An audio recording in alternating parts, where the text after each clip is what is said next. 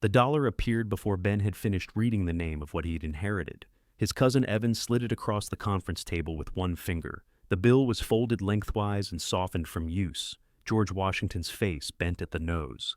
"There," Evan said. "Now you've doubled it." Russell laughed once, hard enough to make the estate attorney glance over his glasses. Allison didn't laugh, but she lowered her eyes to the papers in front of her. Ben looked again at the line beneath his name. Mercer Feed Seed, 418, County Road 6. Estate value, $1.00. The store had been closed 6 years. Half the letters had fallen off the sign. The loading dock sagged, and a maple tree grew close enough to the back wall to drop branches on the roof. Walter used to say he would reopen it when his knees improved. Then he said when corn prices improved. Then he stopped saying anything about it. His grandfather had left Russell the farm, Allison the house, and most of the money, and Evan the equipment. To Ben, who had spent the final 11 months driving Walter to appointments, changing his sheets, and heating soup Walter never ate, he had left the one thing he had already allowed to die. The question that came to Ben was so ugly he kept it behind his teeth. Was this Walter's last joke or his last punishment? "Evan," Allison said quietly. "What? I'm offering fair market value. You're offering $1. That is the market value." The attorney cleared his throat. He was a small man named Mr. Dougherty, who wore a burgundy tie and kept aligning the corners of the documents as if the Mercer family might behave once the papers were straight. The valuation reflects the condition of the building, deferred maintenance, and probable remediation costs. It does not necessarily mean the property has no potential value. Russell leaned back. "You ever been inside it?" Mr. Dougherty paused. "No." "Then trust the valuation." Ben picked up Evan's dollar and smoothed it against the table. Evan grinned. He had Walter's narrow blue eyes and none of his patience.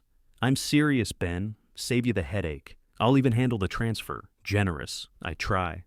The room had once been a doctor's office. The carpet was the color of oatmeal, and a framed print of a sailboat hung above a fake fern. Ben could hear the receptionist tapping on a keyboard beyond the door. Normal sounds. People making appointments, answering calls, deciding where to get lunch. His own life felt as if it had been reduced to a numbered paragraph in 12-point type. Russell's inheritance occupied 3 pages. The home farm consisted of 140 acres, 2 barns, a machine shed, and the cattle that remained after Walter's health began failing. Allison got the farmhouse, its contents except for specifically listed items, and the estate's liquid funds after expenses. Evan received the tractors, stock trailers, implements, and shop equipment. Ben received the feed store, including fixtures permanently attached to the building. "Does that include the mixer?" Ben asked. Evan answered before the attorney could. "Mixer's equipment. It's bolted into the floor. So was Grandpa's toilet." "You planning to claim that too?" Mr. Dougherty looked down the page.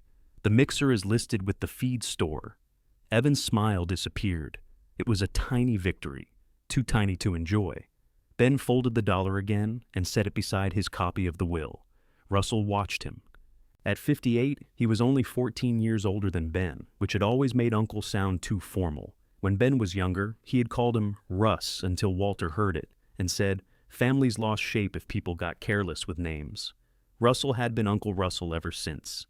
"You don't have to take it," Russell said. His voice had softened, which made Ben trust it less.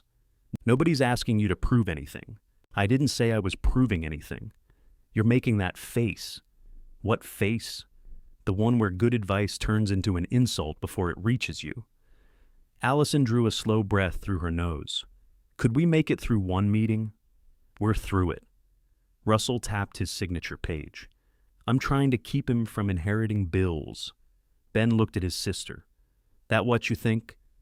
Allison adjusted the sleeve of her black sweater. She had worn black to the funeral, black to the burial, and black again today, though Walter had once told her she looked like a very organized crow. "I think you should get the building inspected before you make any decision," she said. "That wasn't what I asked." "No, but it's what I answered." She was 40, managed a restaurant off the interstate, and could settle an argument between 2 cooks with one look. With Ben, she treated every sentence like a tray full of glasses. Move carefully. Don't turn too fast. Expect something to break. Mr. Dougherty began explaining signatures. Ben heard little of it. He signed where the yellow tabs indicated. each stroke making the store more officially his. He could feel Russell watching. When it was done, Evan reached for the dollar. Ben put his hand over it. "I thought you didn't want the headache," Evan said. "I'm considering my options. Your option is take the dollar now or call me after the roof caves in. Then I'd better keep it for roofing nails." Mr. Dougherty coughed into his fist. It might have hidden a laugh, but Ben couldn't be sure. Outside, a low gray sky pressed over the courthouse square. The family stood on the sidewalk in a loose group, everyone holding an envelope. Russell jingled Walter's truck keys, though the old Ford had been included with the farm, not Evan's equipment. Allison stared across the street at a bakery that had gone out of business and still had painted cupcakes on the window. The funeral had been 4 days earlier. People had filled 3 rooms of the church fellowship hall, most of them farmers Ben recognized only by boots, voices, or the way Walter had referred to their land. Hayes Place, Bell's North Field, Cormac Bottom. They had brought casseroles, pound cakes, sliced ham, and stories. Ben had stood beside the coffee urn while strangers told him what Walter had done for them. He had wanted to ask whether Walter had ever told any of them he was proud of his grandson. Instead, he kept pouring coffee. Russell touched his shoulder now. The gesture looked kind from a distance. "My offer's better than Evan's," he said. "What offer?" "I'll take the store off your hands and cover the recording fees. Give you $500 on top." Evan frowned. "You told me it was useless." "It is. I can use the lot for equipment. My equipment. Our equipment if you expect to keep parking it at my farm." Ben looked from one to the other. "You've had this conversation already." Russell shrugged. Walter should have kept the feed store with the farm. Splitting things creates problems. "You got the farm. I got the problem. I'm giving you a way out." Allison turned from the dead bakery. "Maybe let him get through the day before you start buying pieces from him." "I'm trying to help. That's what you always call it when you've already decided the answer." Russell's mouth tightened. For a second, Ben saw something almost grateful in his face, as if Allison had finally struck in a direction he understood. Then she looked at Ben. "He's right about one thing. Don't go into that building alone." Ben laughed. "You think I'll fall through the floor?" "I think you're sleeping in your truck." The laughter left him. Evan studied the courthouse steps. Russell stopped jingling the keys. Allison continued in the same maddeningly level voice. "I think you lost your job. I think your landlord changed the locks because you were 2 months behind. And I think you've been telling everyone you're fine because you'd rather freeze to death than let one of us be right. I'm not sleeping in my truck. Where are you sleeping? Places have addresses, not all of them." Russell muttered something under his breath. Ben turned on him. "Go ahead. I said this is exactly why Walter worried about you." The words found a clean place to land. Ben put the estate envelope under his arm. Walter worried about whether the salt shaker had enough holes. Didn't mean he loved salt. He walked toward his truck before anyone could answer. The truck wasn't much warmer inside. The heater worked only on high, blowing air that smelled faintly of wet dog, even though Ben had never owned one. His duffel bag sat behind the passenger seat beside 2 work shirts, a socket set, and the plastic basin he had used to wash Walter's hair in bed. He drove 3 blocks before pulling into a pharmacy lot and shutting off the engine. On the seat beside him, his phone showed a missed call from the packaging plant. For half a second, hope rose stupidly. Then he remembered he still had a company badge clipped to his sun visor. They wanted it back. He had worked plant maintenance for nearly 4 years. The machines made plastic clamshells for grocery store fruit, thousands every hour. Ben could listen to a line for 10 seconds and tell which bearing was starting to fail. His supervisor, Donna, had covered for him through Walter's first hospitalization, then his second. By the time Walter began falling at night, there was no schedule left to rearrange. The termination letter said attendance policy. Russell called it another abandoned job. Ben called the voicemail, listened, and deleted it. At noon, he drove out County Road 6. The feed store appeared beyond a shallow bend, crouched between an empty service station and a drainage ditch. The sign now read, MER ARFEDSED. Wind had twisted one sheet of metal roofing upward like the lid of a sardine tin. Dead weeds crowded the gravel lot. Ben parked but kept the engine running. He had not been inside since the final summer Walter tried to operate the place. Ben had been 23 then, working mornings at the store and nights unloading trucks at a home improvement warehouse. Walter came in late, favoring his right knee, and spent most afternoons drinking coffee with men who bought one bag of mineral supplement and occupied 3 chairs. Ben had thought the store was proof that Walter refused to move forward. Now it belonged to him. "Congratulations," he told himself. "You own tetanus." The key Mr. Doherty gave him was newer than the lock. He had to pull the door toward him and lift before the deadbolt turned. When it opened, the smell reached him first. Dust, burlap, mouse droppings, old grain, and the dark mineral scent of rainwater sitting somewhere it shouldn't. He found the light switch. Nothing happened. Sunlight came through the front windows in pale bars. The counter stood where it always had, its edge worn smooth by elbows. A coffee ring marked the same corner where Walter used to set his mug. Behind it, narrow wooden pegs covered the wall. Handwritten labels remained beneath some of them. Hayes, Bell, Cormac. Ben touched one with his thumb. The wood had been polished by years of hanging order slips. The big mixer occupied the rear of the store, a steel cylinder with peeling green paint. Attached to the floor, exactly as the will said. Ben crouched, opened the lower service panel, and aimed his phone light inside.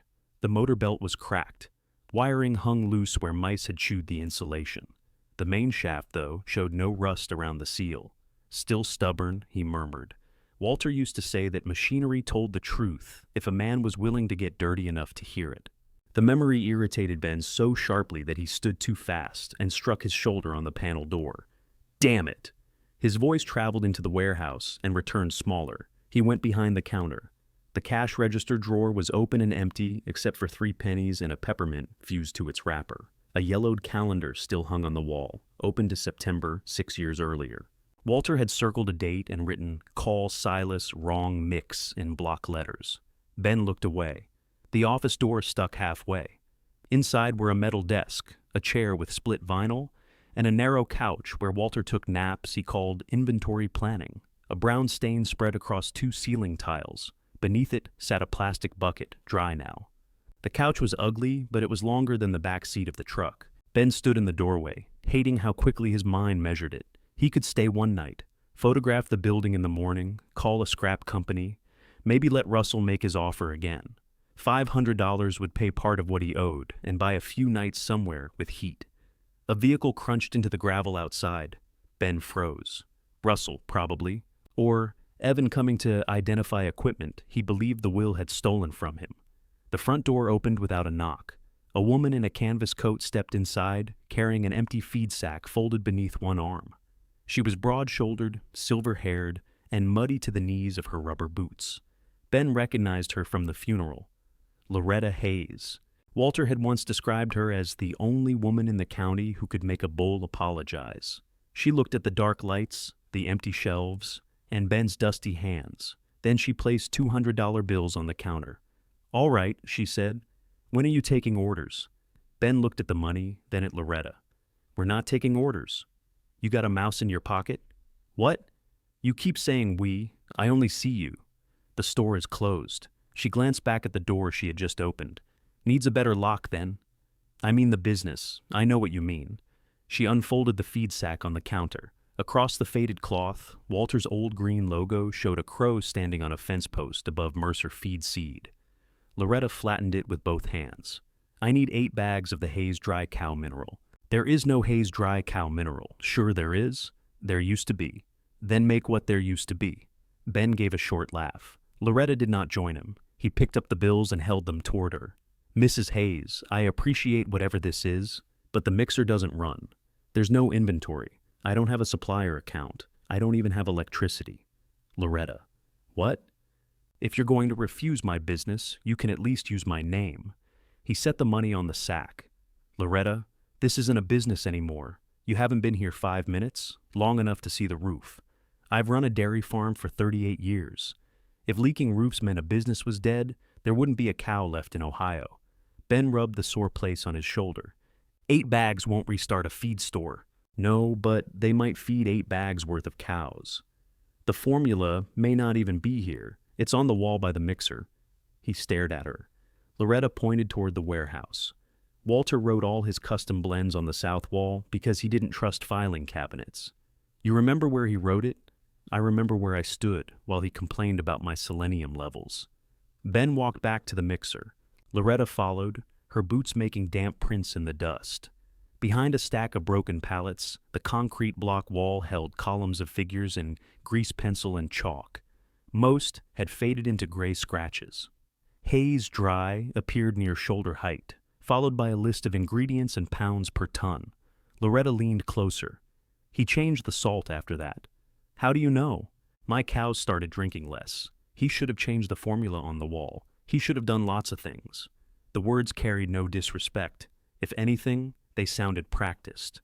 Ben swept a cobweb away without touching the figures. He remembered weighing trace mineral while Walter called amounts from the counter. Walter never used a calculator. Ben once checked him with one and found him off by 0.03 of a pound. Walter had spent the next week asking Ben to calculate coffee grounds to 6 decimal places. The minimum batch was 0.5 ton, Ben said. I'll take 8 bags now. Silas will take some if it isn't too dear. Probably Dean Pruitt. I don't speak for him, though. He gets prickly when people speak for him. You've already spoken for Silas. Silas is used to it. Ben turned toward her. How did you know I was here? I saw your truck. That's it? Your truck is memorable. It had a white passenger door on a blue body and a strip of silver tape over one taillight. Memorable was polite. Loretta walked back to the counter. Also, Russell told Wade you'd sell him the lot by Friday. Wade told Silas. Silas told me. That all happened since 10 this morning? Things travel fast when they're interesting. There's nothing interesting about me selling an old building. Apparently there is. She tapped the money. Ben did not reach for it. Walter had taken deposits on custom mixes because the ingredients were too expensive to keep without an order. Ben knew that. He also knew a deposit was a promise in both directions. If I can't fill it, give me the money back. What if I spend it trying? Then don't fail. That your standard business advice? No. My standard business advice is keep your receipts and never marry someone who calls livestock passive income. A laugh escaped him before he could stop it. Loretta's mouth shifted at one corner. There. You don't look quite as much like a man waiting for the firing squad. Ben counted the money, though he had watched her lay down 200s. I'm not promising 8 bags. Then what are you promising? I'll price the ingredients and see what it takes to get the mixer running. That's all? Fine. This is a deposit pending a quote. Write it down. The old receipt books were swollen from damp. He found a newer pad in the office desk, though newer meant the paper was only slightly yellow. He wrote her name, the amount, and pending quote in large letters. The pen skipped twice. Loretta studied the receipt. You spell Hayes right, she said. Good start. At the door, she stopped and looked toward the office. The couch was visible through the half-open door. Ben wondered if she had noticed his duffel bag behind the truck seat. You got heat somewhere? She asked. I will. That wasn't my question. It's the answer I have. Loretta considered him with the same expression she might have used on an animal refusing to enter a chute. The breaker panels in the warehouse bathroom, she said. Main got shut off at the pole, but the office has an old propane wall heater. Tanks out back. How do you know all this? I bought feed here for 26 years. She left without another word. The propane tank was nearly empty but not dry. Ben turned the valve, held a lighter to the heater, and jumped when blue flame rolled across the burner. Dust burned off with a bitter smell. The office warmed 3 degrees, maybe 4. He spent the afternoon making lists on the back of estate documents. Roof, glass, electric, mixer belt, wiring, scale certification, insurance, business license, supplier. Each item produced 2 more. By 5, daylight had drained from the front windows. He drove to a gas station, bought a sandwich, bottled water, and the cheapest flashlight on the rack. The cashier watched him count change and asked if he wanted a lottery ticket. I already inherited $1, Ben said. The cashier nodded as though this explained everything. Back at the store, he moved the bucket beneath a fresh drip and carried the couch cushions outside to beat the dust from them. A cloud rose around him. He coughed until his eyes watered, then laughed at the absurdity of trying to improve a couch that had probably been ugly when Carter was president. His phone rang as he dragged the cushions back inside. Allison. He let it ring 4 times before answering. I'm alive! That was going to be my first question. What was the second? Where are you? Out. Places again? One of them. A pause. He heard kitchen noise behind her, metal pans, the hiss of a grill, someone calling for ranch dressing. Russell said you went to the store, she said. Russell has an intelligence network. Russell drove by and saw your truck. Less impressive. Ben, there's no power there. There's propane. Silence settled between them. You're staying there, she said. I didn't say that. You said propane in the tone a person uses when explaining indoor plumbing. It has indoor plumbing too. Does it work? Define work. She covered the phone and spoke to someone at the restaurant. When she returned, her voice was tighter. Come stay with me. Ben sat on the edge of the couch. One cushion released air with a tired wheeze. You have one bedroom, I have a couch. So do I. Yours may contain hantavirus. Mine has character. Ben. He could hear what it cost her to ask. That made accepting feel worse, not easier. I'm all right for tonight. You always say tonight like tomorrow belongs to somebody else. He closed his eyes. I've got to go, Allison said. We're short a server. Okay, call if you need something. You too. She hung up without answering that. Ben ate his sandwich at Walter's desk. The mustard had soaked through the bread. He found an old supplier directory in the bottom drawer, circled 3 names whose companies might still exist, and set an alarm for 7. Sleep came in sections. The heater clicked off every 20 minutes. Rain began around midnight, striking the metal roof with a sound like dry beans poured into a pan. At 2, Ben woke to water tapping the floor outside the office and positioned another bucket. At 4, a mouse ran across the counter and stopped to look at him. You're not attached to the building, Ben told it. Evan can have you. At 7:12, someone pounded on the front window. Ben sat up with the receipt pad stuck to his cheek. An elderly man in a red cap peered through the glass. Beside him stood another man holding 2 foam cups. Ben put on his boots and opened the door. Silas Bell, the man in the cap said. He was lean and erect, with white whiskers and a hearing aid that whistled when he turned his head. Loretta says, you need enough orders to run half a ton. I said I would price half a ton. That's what I said. No, said the other man. It isn't. Silas ignored him. This is Wade Cormack. Don't lend him tools. Wade handed Ben one of the cups. Don't listen to Silas. He's been returning the same wrench to your family since 1998. It's a good wrench. It's Ben's wrench. Then I'm closer than I was. They entered as if the store had opened for the day. Silas carried a folded piece of paper, listing the number of bags he wanted and the maximum price he would pay. Wade brought no order. He walked the front room, pushed gently on the window frames, and stared up at the ceiling. You lose much water last night? He asked. Only what I didn't catch. Wade nodded toward the cracked pane beside the door. Got glass that size in my barn. I can't pay you. Didn't ask. I'm not trading feed I don't have. Didn't ask that either. Silas slapped $300 onto the counter. Ben looked at the bills. What is this? Deposit. You don't have a quote. You don't have enough money to get one. That's not how quotes work. Everything costs something if you wait long enough. By 9, Dean Pruitt had called to ask about calf starter. By 10, a woman named Marlene Ortiz wanted layer feed if Ben could beat the farm supply chain by $1 a bag. At 11, Loretta returned with an old electric kettle and complained that the place smelled like a wet attic.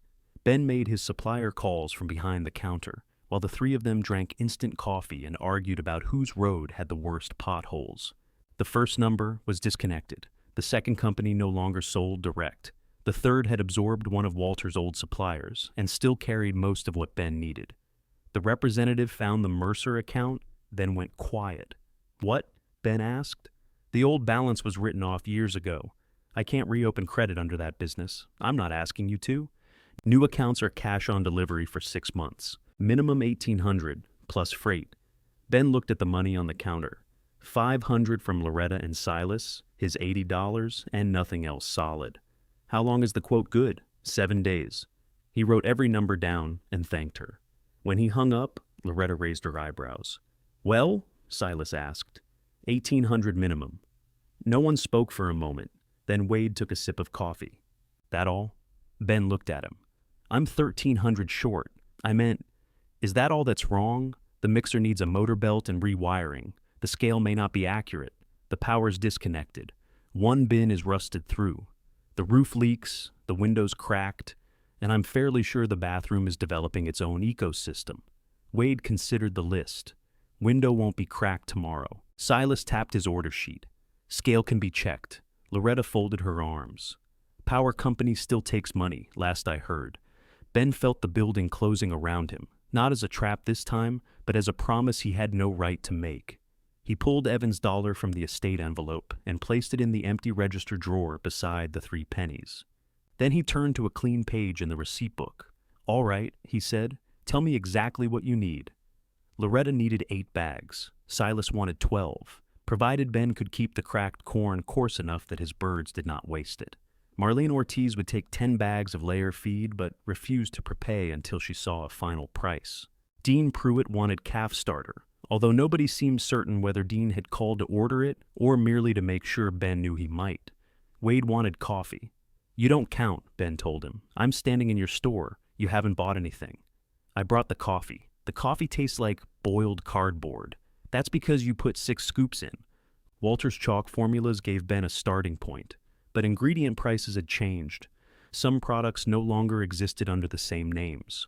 He wrote every request on a sheet of plywood behind the counter, then made separate columns for quantities, deposits, and what he still had to confirm. Loretta watched him erase the same number twice. "You always do that much figuring?" she asked. "I do when people might feed the result to something alive." Walter mostly squinted. Walter could do it in his head. Walter claimed he could do it in his head. Silas pointed at the wall. "He put too much molasses in my grower mix once."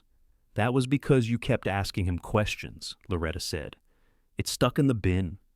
It probably wanted to get away from you." Their teasing moved through the empty store as naturally as if they had been there the day before. Ben began to understand that they were not trying to recreate a business so much as a room. They knew where the chairs used to stand. Silas reached beneath the counter and found a dented wastebasket without looking. Loretta complained that Walter's coffee had been worse, though she drank 2 cups of Ben's. At noon, Wade left. He returned 40 minutes later with a pane of glass wrapped in an old moving blanket, a tub of glazing putty, and a tool belt. "I said I can't pay you," Ben told him, "and I kept living." Wade removed the broken pane in patient pieces. He was in his late 50s, with a heavy brown mustache and hands that seemed permanently marked by grease around the nails. He spoke only when he needed Ben to hold something. "What do you usually charge?" Ben asked. "For what?" "Replacing a window." "Depends whose window. Mine?" "Apparently coffee." "That's not an answer." Wade pressed fresh putty around the frame. "Your granddad kept my name on that peg for 22 years. Let me fix a piece of glass." Ben glanced at the labeled wall. Wade did not offer a story, and Ben did not ask for one. The facts sat between them with more weight because it remained unexplained. By mid-afternoon, Silas had left to check his birds, and Loretta had gone home after making Ben promise not to order anything until she approved the price. Ben was alone with Wade when 2 diesel engines entered the lot. Russell's truck stopped beside the loading dock. Evan pulled a flatbed trailer behind his. Wade watched through the new glass. "They moving in? They think they're moving out." Russell entered first. He wore clean jeans, work boots without mud, and Walter's brown canvas coat. Ben recognized the small burn near the left pocket, where a welding spark had landed years ago. Russell took in the plywood order board, coffee cups, and receipt pad. "You open?" "No, looks open. We're taking possible orders." "Is that a thing?" "It is now." Evan came through carrying 2 empty plastic totes. "I'm here for the tools." "What tools?" "The tools Grandpa left me.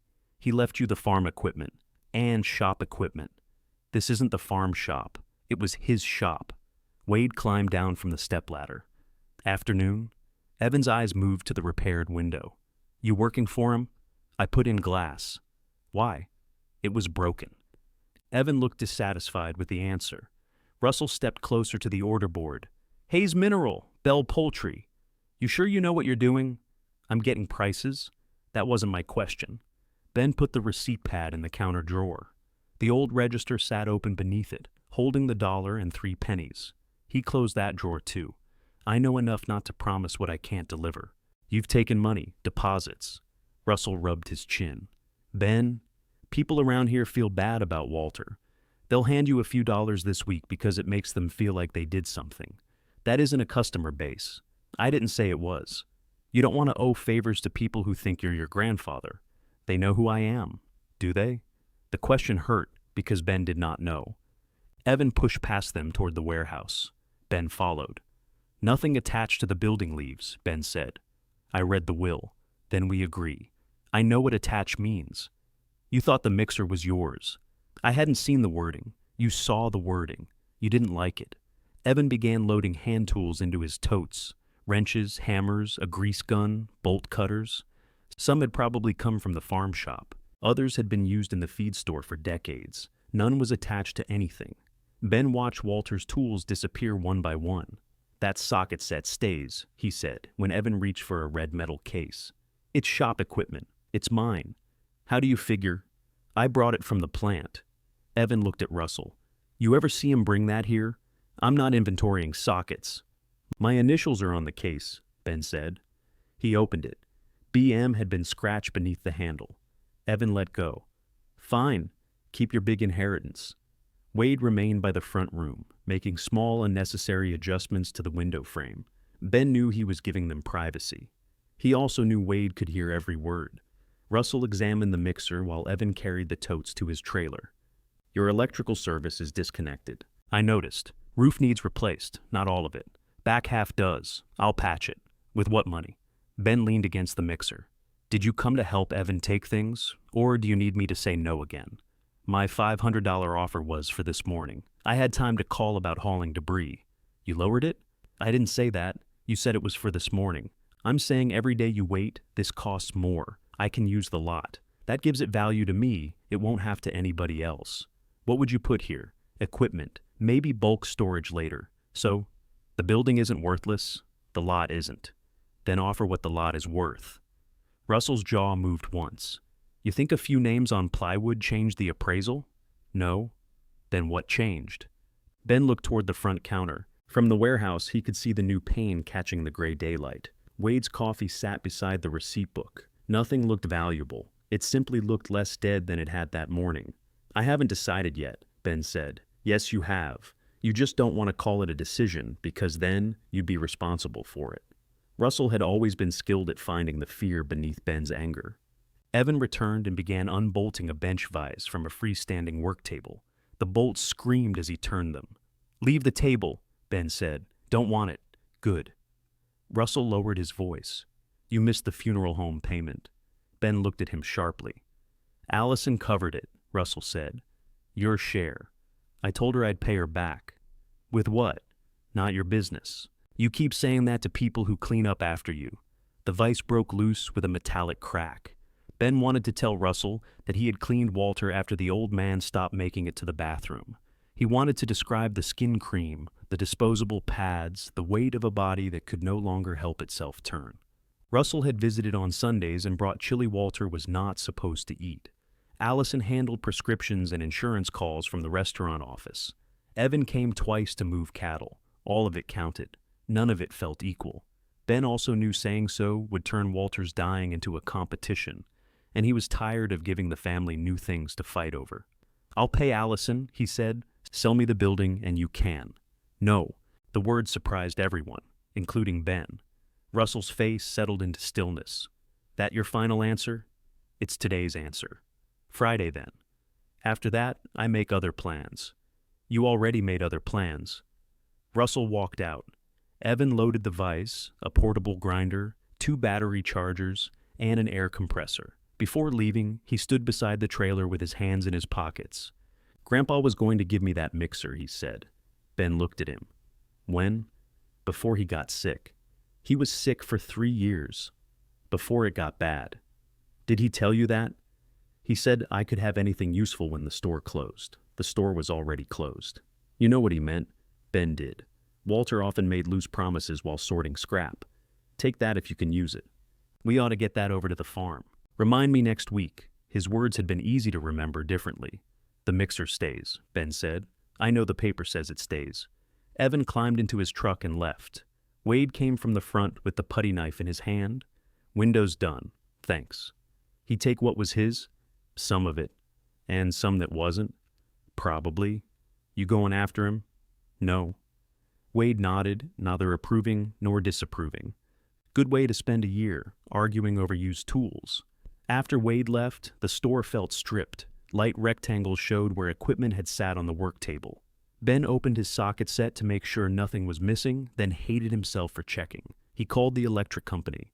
Restoring service required the past due balance tied to the address, a reconnect charge, and an inspection because the power had been off more than a year. The woman on the phone gave him the total in a sympathetic voice. $912 before any electrician's repairs. He called an insurance agent. The first declined to cover the building until the roof was repaired.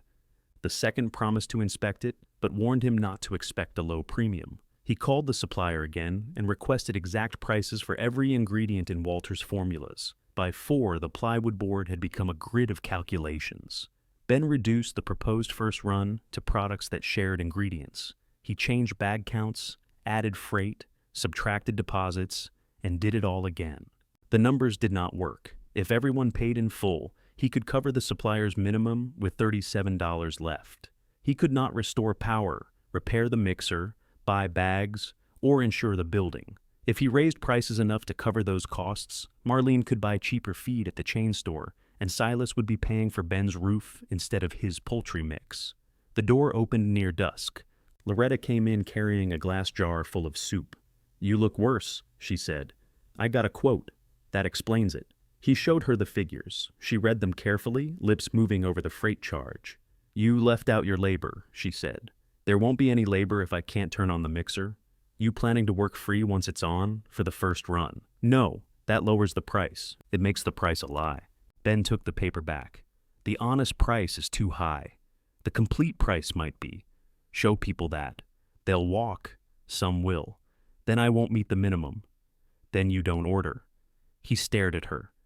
"You brought $200 in here and told me not to fail. I told you not to spend it if you were going to fail. Different thing." She pushed the soup toward him. Ben sank onto Walter's stool. "The motor might not even work. Test it. There's no power. Take it out." The motor weighed nearly 200 pounds. Loretta glanced toward the warehouse. "You know how?" "Yes." "Then find out what's true before you go." Broke over what might be. She left the soup and went home. Ben worked under flashlight beams until his shoulders trembled. Without the missing grinder or shop hoist, he built a lifting frame from the work table, a length of chain, and a manual come-along he found beneath the loading dock. He labeled every wire, removed the mounting bolts, and lowered the motor inch by inch. At 10:30, it reached the floor. At 11, he loaded it into his truck using 2 planks and more stubbornness than sense. The next morning, a motor shop connected it to a test bench. The technician flipped the switch. The motor groaned, shuddered, and gave off a curl of bitter white smoke. "Windings are gone," the technician said. Ben stood with both hands on Walter's green steel housing. "What will a replacement cost?" The technician wrote a number on the back of a business card and slid it across the counter.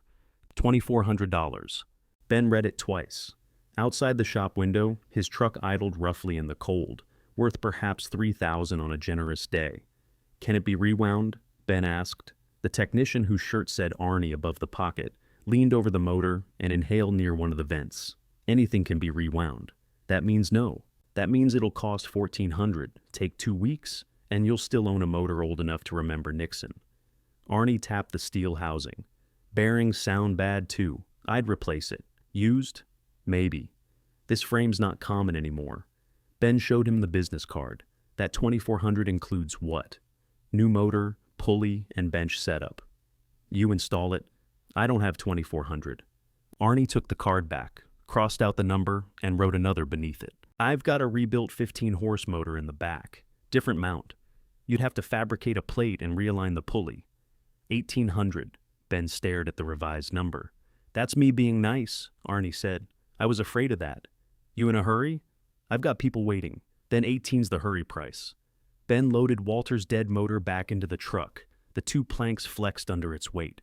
Arnie helped push from the bottom, complaining that his insurance did not cover generosity.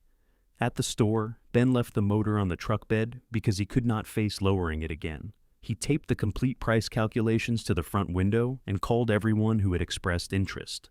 Marlene Ortiz arrived first. She wore green coveralls, gold hoop earrings, and an expression that suggested prices had offended her personally. "This is $4 more a bag than the chain," she said, "for your first order." "Why only the first?" "Because the first order has reconnect charges, repairs, and setup costs. You're dividing all that into our bags?" "Some of it." I listed exactly what. Marlene studied the sheet. "Most people hide this. Most people have electricity. That chain store has a bathroom too. Mine has one in theory." She laughed but shook her head. "I can't pay $4 extra on 10 bags. "I understand. You're not going to negotiate? If I lower yours, I raise somebody else's." Walter would have negotiated. He would have complained about Marlene's stubbornness, cut the price, and written the difference in a notebook he later misplaced. Marlene handed the calculation back. "Call me when it comes down." "Fair enough." She lingered near the door. "I did like Walter." "I know. That doesn't mean I can buy expensive feed. I know that too." The bell above the door gave a weak clank as she left. Ben crossed her 10 bags off the board. Losing them raised the cost of every remaining bag by 73 cents. Dean Pruitt called 5 minutes later, heard the new calf starter price, and said he would think about it. Ben moved Dean's quantity into a column labeled "maybe," which was his polite version of no. Silas arrived with his hearing aid whistling and counted the figures twice. "Hi," he said. "It is. You charging labor?" 30 cents a bag. That's too low." "It's the price." Silas looked toward the warehouse. "You get that motor checked?" "Dead." "How dead?" $1,800 dead. Silas removed his cap, smoothed his white hair, and put the cap back on. "Can't help you there. I didn't ask." "I know. That's why I said it." Loretta came at 3. She read the same page, took a pencil from behind the counter, and added Ben's columns herself. "You're 62 cents off," she said. He checked. She was right. He had carried a freight surcharge twice. The corrected price dropped by nearly $1 a bag. Loretta nodded. "Better. It's still high. It's accurate. You want the 8? I ordered the 8. Before you knew the price. I also told you not to lie about it. You didn't." She paid the remaining balance in cash. Silas returned before dark and did the same. The money in the receipt book drawer looked substantial until Ben separated it into envelopes. Ingredients, freight, bags. The envelopes filled. His repair column did not. He sat at Walter's desk that evening and listed the truck online. Writing the description felt like admitting to a condition. Runs, heat works, cosmetic issues, dependable. The heat worked only on high. The cosmetic issues included 2 different body colors, and dependable seemed cruel after the engine's rough idle that morning. Still, it started every time. He priced it at $3,400 and received 6 messages in 10 minutes. 4 asked if it was available, then vanished. 1 offered $1,200 and a riding lawnmower. The 6th came from Donna, his former supervisor at the packaging plant. "Is that your truck?" He considered lying. "Yes." "Why are you selling it?" "Because I enjoy walking." The dots appeared, disappeared, then returned. "Bring it to the plant tomorrow. Luis needs a truck. Don't be smart about it." Ben drove there at 9 the next morning. He had not returned since being fired. The plant's exhaust fans hummed above the roof, and stacks of plastic resin waited behind a chain-link fence. Through the loading doors, he could hear the rhythmic slap of clamshell containers moving along conveyors. Donna met him in the parking lot. She was 50, compact, and wore safety glasses on top of her head, even outdoors. "You look terrible," she said. "I'm getting that a lot." "You sleeping?" "Occasionally, indoors." "Technically." Donna stared at him until he looked away. Luis came out during his break. He checked the oil, crawled beneath the frame, tested the lights, and offered $2,800. It was less than Ben wanted and more than Russell's opinion of the truck. "Can I have 20 minutes?" Ben asked. Luis nodded. "Break ends in 12. Ben sat behind the wheel. The tape over the taillight showed in the side mirror. His duffel bag and socket set were on the passenger seat. Walter's plastic wash basin rested behind it. He remembered driving Walter home after an appointment when neither of them had spoken for 19 miles. Walter had been angry that the doctor took away his license. Ben had been angry that Walter blamed him. At the last stop sign before home, Walter had patted the dashboard and said, "This thing sounds like it swallows nails." That was the nearest he had come to thanking Ben for the ride. Ben emptied the cab. Luis counted $2,800 in the plant break room. Donna signed as a witness, then followed Ben outside while Luis drove away. The white passenger door disappeared around the corner. "What are you doing?" she asked, replacing a motor. "At a feed store. How do you know about that?" "Your family talks." "My family doesn't know you." "The county does." He put the cash in his coat. Donna looked toward the plant. "I meant, what are you doing after you replace it? You don't have a vehicle. You don't have a job. I'll figure it out." That phrase should be tattooed on you as a warning. "You want the badge? I called you about it." He unclipped the company badge from his duffel bag and handed it over. The photograph showed him with shorter hair and a face that had not learned to expect bad news. Donna turned the badge between her fingers. "You were good here, I know. You were unreliable. I know that too. I fought for you until I couldn't." He swallowed. "I know." Her expression softened, which was worse. "Luis can take you where you're going," she said. "I just sold him the truck. Making him drive me feels like adding insult. Get in my car." She drove him to the motor shop in silence. At the curb, Ben reached for his bag. "Do you have enough?" Donna asked. "For this?" That wasn't the question. He looked at her. She sighed. "Never mind. You'd rather eat your own coat. It's canvas. Lot of fiber. Get out." Arnie accepted $1,700 after Ben promised to bring the old copper motor as scrap. The rebuilt motor sat on a pallet, freshly painted black and smaller than Walter's. "What happened to 18? Ben asked. "You looked poorer today. I sold my truck. That'll do it." A delivery fee would have eaten the discount.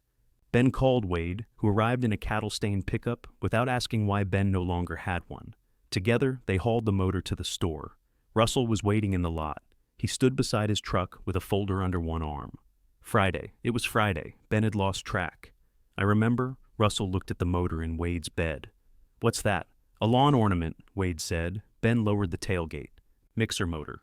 "You bought a motor?" "Yes." "With what money?" "I sold my truck." Russell stared at him. "You sold your only vehicle to put a motor in a building you've owned 3 days?" "4. That helps." He opened the folder. Inside was a simple purchase agreement. $500 to Ben, all transfer costs paid by Russell. "Sign this," Russell said. "You can still return the motor." "No." "What happens when you need to get to work?" "I'm at work." "This isn't work. This is a panic with a roof." Wade busied himself untying the motor. Russell stepped closer. "You always do this. You wait until you're cornered, then make one big move so nobody can accuse you of doing nothing. That what caring for Grandpa was?" The question came out before Ben could stop it. Russell's face changed. Ben continued quieter. "Was that one big move?" "No. You all keep talking like I disappeared for 11 months. I didn't say that. You didn't have to." Russell looked toward the broken sign. "And you talk like nobody else lost him." Neither spoke. The folder trembled slightly in Russell's hand, whether from cold or anger, Ben could not tell. Finally, Russell closed it. "When this goes bad, don't blame us for letting you." He left. Wade waited until the truck was out of sight. "Ready?" They moved the rebuilt motor inside using the planks, chain, and come-along. Ben fabricated an adapter plate from scrap steel, drilling each hole with his portable hand drill while Wade held a work light. Alignment took hours. The pulley sat 1/8 inch too far forward. Ben removed it, shimmed the mount, and tried again.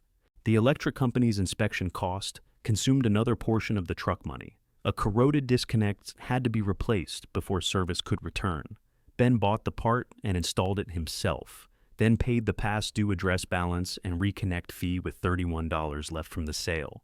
Near dusk, a utility truck pulled away from the pole.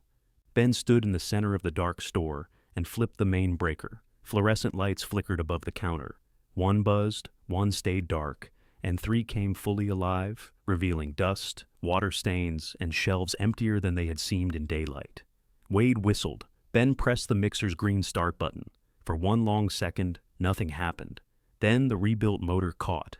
The belt snapped tight, the main shaft turned, and the empty steel chamber began to rotate with a deep, steady rumble. Dust shook loose from the rafters. Ben laid his hand against the green housing. Beneath his palm, the old machine was moving again.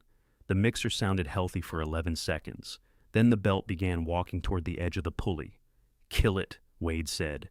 Ben hit the red button. The machine wound down with an offended groan. He opened the service panel and aimed the work light inside. A black stripe marked the pulley where the belt had rubbed. 1/8 still, Wade said. Maybe less. Less is how much it takes to throw a belt. Ben loosened the motor bolts again. They worked until nearly midnight, shifting the adapter plate with washers so thin Ben could bend them between 2 fingers. When they started the mixer again, the belt stayed centered. They let it turn for 5 minutes, then 10. Wade stood with his hands in his coat pockets. Walter would have hit that plate with a hammer. Walter hit everything with a hammer. Sometimes it worked. Sometimes the thing got scared and pretended. The machine settled into a steady rhythm. Ben listened for bearing noise, vibration, any scrape of metal. His years at the packaging plant returned through his hands and ears. A machine could lie briefly. It could run smooth with a loose bolt, a dry bearing, a cracked mount waiting for load. He rested his fingers against the frame and felt each rotation travel through the steel. Good? Wade asked. Not bad. That means good from you? It means not bad. Wade looked at the wall clock, which had started when the power returned and was already 7 minutes slow. You got somewhere to sleep? Office. Got food, soup, same soup Loretta brought yesterday. It improves with age. No, that's wine. After Wade left, Ben tested the floor scale with bags of hardened mineral he found in the back storage room. The printed weights could not be trusted, so he added his socket set, the dead motor's pulley, and anything else he could weigh later at the motor shop. The scale read 9 pounds light at 500. 9 pounds would ruin the price calculations. Depending on the ingredient, it could ruin the feed. Ben removed the cover plate and found mouse nesting beneath the beam. He cleaned it, checked the pivots, and worked the calibration nuts until 2 in the morning. Then he carried the same collection of objects on and off the scale until it repeated within half a pound. He fell asleep at the desk with Walter's formula sheets beneath his arm. The first week became a series of things that almost worked. The insurance inspector approved limited coverage after Ben patched the worst section of roof with salvaged metal. Wade helped him lift into place. Rain still found the buckets, but it no longer reached the electrical panel. The bag stitcher ran until thread entered it, then snapped a needle. The dust collector made a noise like silverware in a garbage disposal. One of the ingredient bins had rusted through at the cone and had to be isolated from the system. Ben changed the first batch plan around the bins he could safely use. That changed handling time. Handling time changed labor. Labor changed price. Every revision went on the plywood board. Customers came to inspect it as if it were a weather map. Some stayed, some quietly reduced their orders. Dean Pruitt remained in the maybe column so long that Ben erased him. Marlene returned on the 6th day. You're down $2 a bag, she said. Shared freight, more volume. You have power now. Most of the time. She looked toward the humming lights. The chain's still cheaper, by $1.80. You memorized it, I called. Why would you call your competition? To find out if I was lying to you. Marlene studied him, then put a deposit on 6 bags instead of 10. If my hens hate it, I'm bringing it back. Bring the hens too. They can explain. She pointed at him. Don't get clever. When enough orders became firm, Ben called the supplier. The total came to $1,943, including empty bags and freight. The envelopes held $1,970. He paid cash on delivery. The ingredient truck arrived on a wet Tuesday morning. Ben stood beneath the loading dock awning as the driver examined the sagging boards. I'm not backing onto that, the driver said. It held trucks for 40 years. So did my first wife. I'm not backing onto her either. The driver parked on the gravel. Ben, Wade, Silas, and Marlene moved the bagged ingredients with hand trucks, while Loretta checked each item against the invoice. A pallet of soybean meal threatened to tip in the mud. Ben wedged a plank beneath one corner and eased it level while the driver operated the lift gate. It took 3 hours longer than planned. When the truck finally left, the warehouse no longer looked empty. Paper sacks stood in neat rows, printed with names Ben had been saying into the phone for days. Limestone, dicalcium phosphate, salt, trace mineral, soybean meal. Inventory changed the smell of the room. The old dust remained, but beneath it was something fresh and dry, like cut fields without the sun. Loretta ran her hand over one sack. Now you've done it? Done what? Bought things. Terrifying. It ought to be. Ben slept worse after that. Every leak became a threat to money he did not own. He woke twice to check the warehouse during a light rain. He began keeping the formulas and paid invoices in the office, away from the damp, and balanced the orders before he let himself lie down. 3 columns became 6. Ingredients on hand, ingredients committed, loss allowance, freight paid, customer balances. Hard costs he had not yet recovered. He taped the sheets together across Walter's desk until they formed a paper field. He was asleep on top of them when Allison found him. Someone shook his shoulder. Ben raised his head too fast and peeled a page from his cheek. "Don't," he said. "Don't what?" He focused on his sister. She stood beside the desk in her restaurant clothes, black pants and a white button-down shirt with the sleeves rolled above her elbows. Her hair smelled faintly of fryer oil. "How did you get in?" The door was unlocked. It sticks. It was open 4 inches. He looked at the office clock. Nearly 1 in the morning. "What are you doing here?" "Looking for you. You found me." "I called 6 times. His phone lay dead beneath an invoice. Allison took in the couch, folded blanket, propane heater, and jar that had once contained Loretta's soup. "This is where you've been sleeping. It's warmer now. That isn't a defense. I didn't know I was on trial." She stepped back into the front room. The lights were off, but illumination from the office reached the first shelves. Ben followed her. Allison stared through the warehouse door at the stacked ingredients. "Russell said you sold your truck." "Russell says many things." "Did you?" "Yes. For the mixer and electricity." She pressed 2 fingers to her forehead. "You have $34 in your bank account." 31. "You checked?" "You did." "I transferred money for the funeral bill and saw the balance." "Then why ask?" "Because I wanted you to tell me." He leaned against the counter. "I told you I'd pay it back." "With what, soybean meal?" "That's not how feed stores work." "I don't know how feed stores work because Grandpa closed this one when I was 34. He didn't exactly announce why. No, he just stopped paying himself, then stopped paying everybody else." Ben's eyes moved to the closed register drawer. Allison saw. "What?" "Nothing." "Is there money in there?" "Customer deposits." She walked behind the counter and reached for the drawer. Ben blocked it with his hand. "Don't." Her face hardened. "I'm not stealing from you. I didn't say you were. You moved like I was. It's accounted for. That's comforting from a man who can't afford a sandwich." Ben removed his hand. "Go ahead. I don't want to now."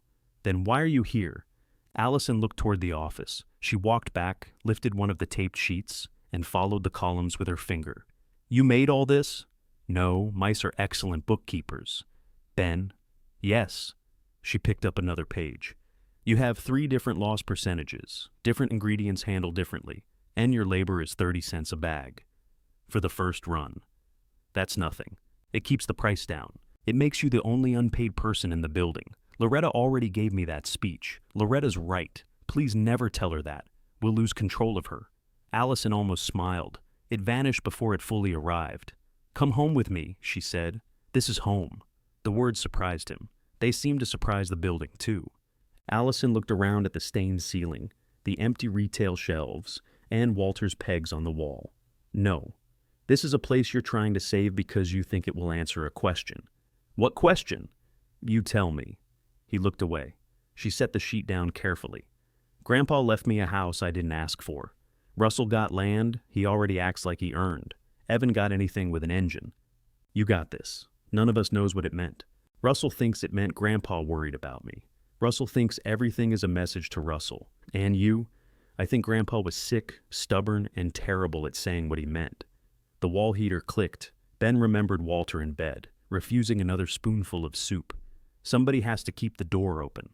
"I can't leave the ingredients here alone," he said. Allison looked as if she might argue. Instead, she gathered the loose order sheets into a straight stack.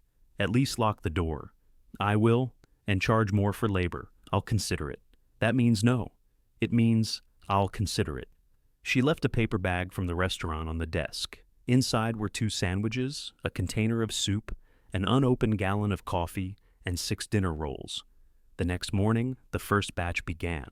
Ben weighed each ingredient himself. Silas read amounts from the formula wall, while Loretta checked the scale, distrusting both men equally. Marlene labeled bags. Wade stood near the mixer with the red stop button within reach. When Ben released the first weighed ingredient, it slid through the chute and struck the mixer drum with a heavy rush. Dust rose. The old machine took it.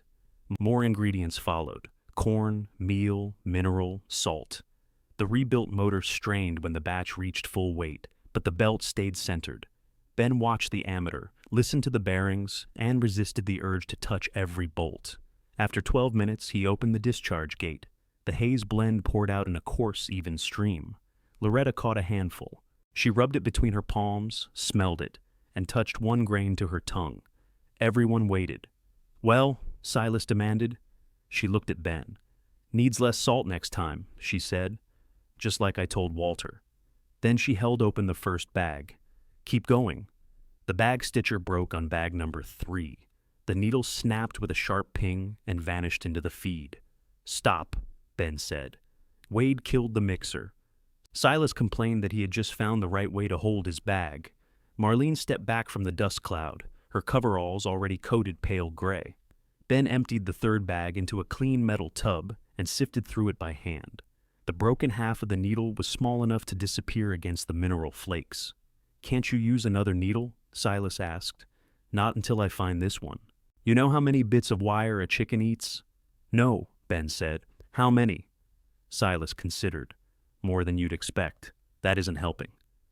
Loretta took the opposite side of the tub and began searching. It took 12 minutes to find the curved shard. Ben held both pieces together beneath the work light before he allowed the feed back into the mixer. The replacement needle lasted 4 bags. After that, they closed each sack with twine. Wade knew a knot that tightened under the bag's own weight. Marlene knew a better one. Their disagreement continued through the entire batch. By late afternoon, 46 finished bags stood on pallets. The store smelled of molasses and warm grain. Dust had settled into everyone's hair. Silas's red cap looked powdered with flour, and Loretta had a pale streak across one cheek where she had wiped sweat with her glove. Ben wrote every bag weight on a sheet. 4 were light, 2 were heavy. He opened all 6 and corrected them. "You planning to do that every time?" Marlene asked. "Until the machine proves it can repeat. The chain store never weighs bags in front of me. The chain store has machines younger than my sister."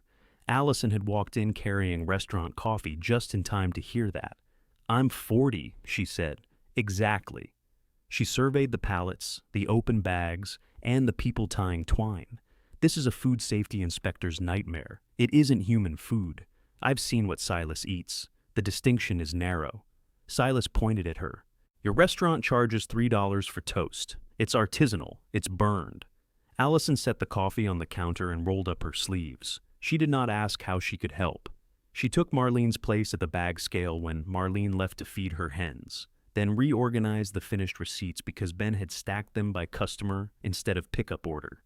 "You've got Loretta's bags blocking everybody else," she said. Loretta was first. Loretta's picking up last. Loretta nodded. "She's right." Ben moved the bags. When the final mix came through, the actual yield was nearly 21 pounds below his calculations. Dust loss, material left in the auger, residue inside the mixer, small amounts that became expensive when added together. Ben divided the shortage across no one.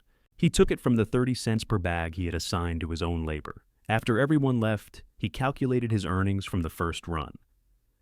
$11.40. Allison stood across the counter eating one of the sandwiches she had brought the night before. "How much?" she asked. "Enough. Show me." "No." "That bad? It's a beginning.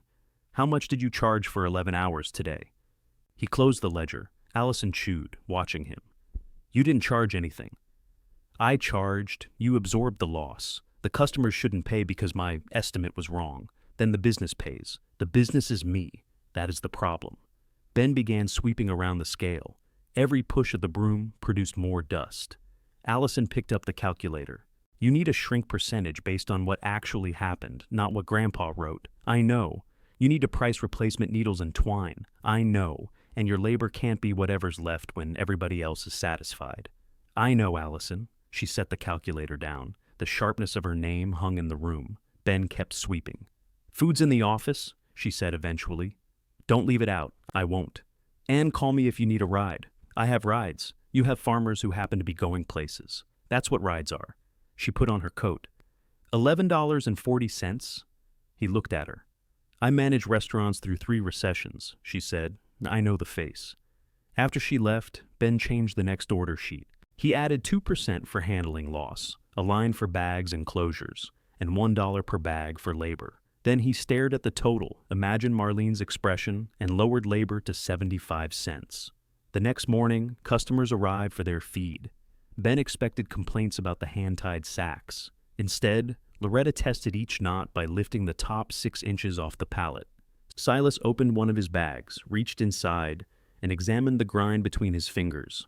"Coarse enough?" Ben asked. Silas grunted. "Is that yes?" "It's not no."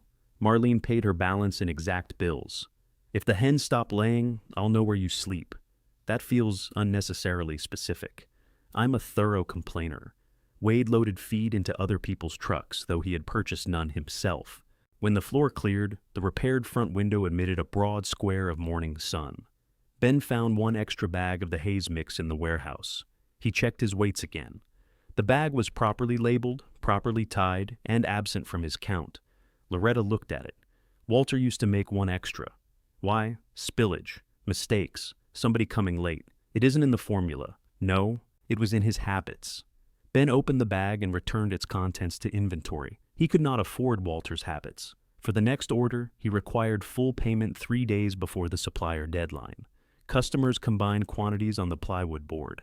Ben posted estimated prices that dropped when volume rose. Loretta added bags after seeing how her cows handled the mineral.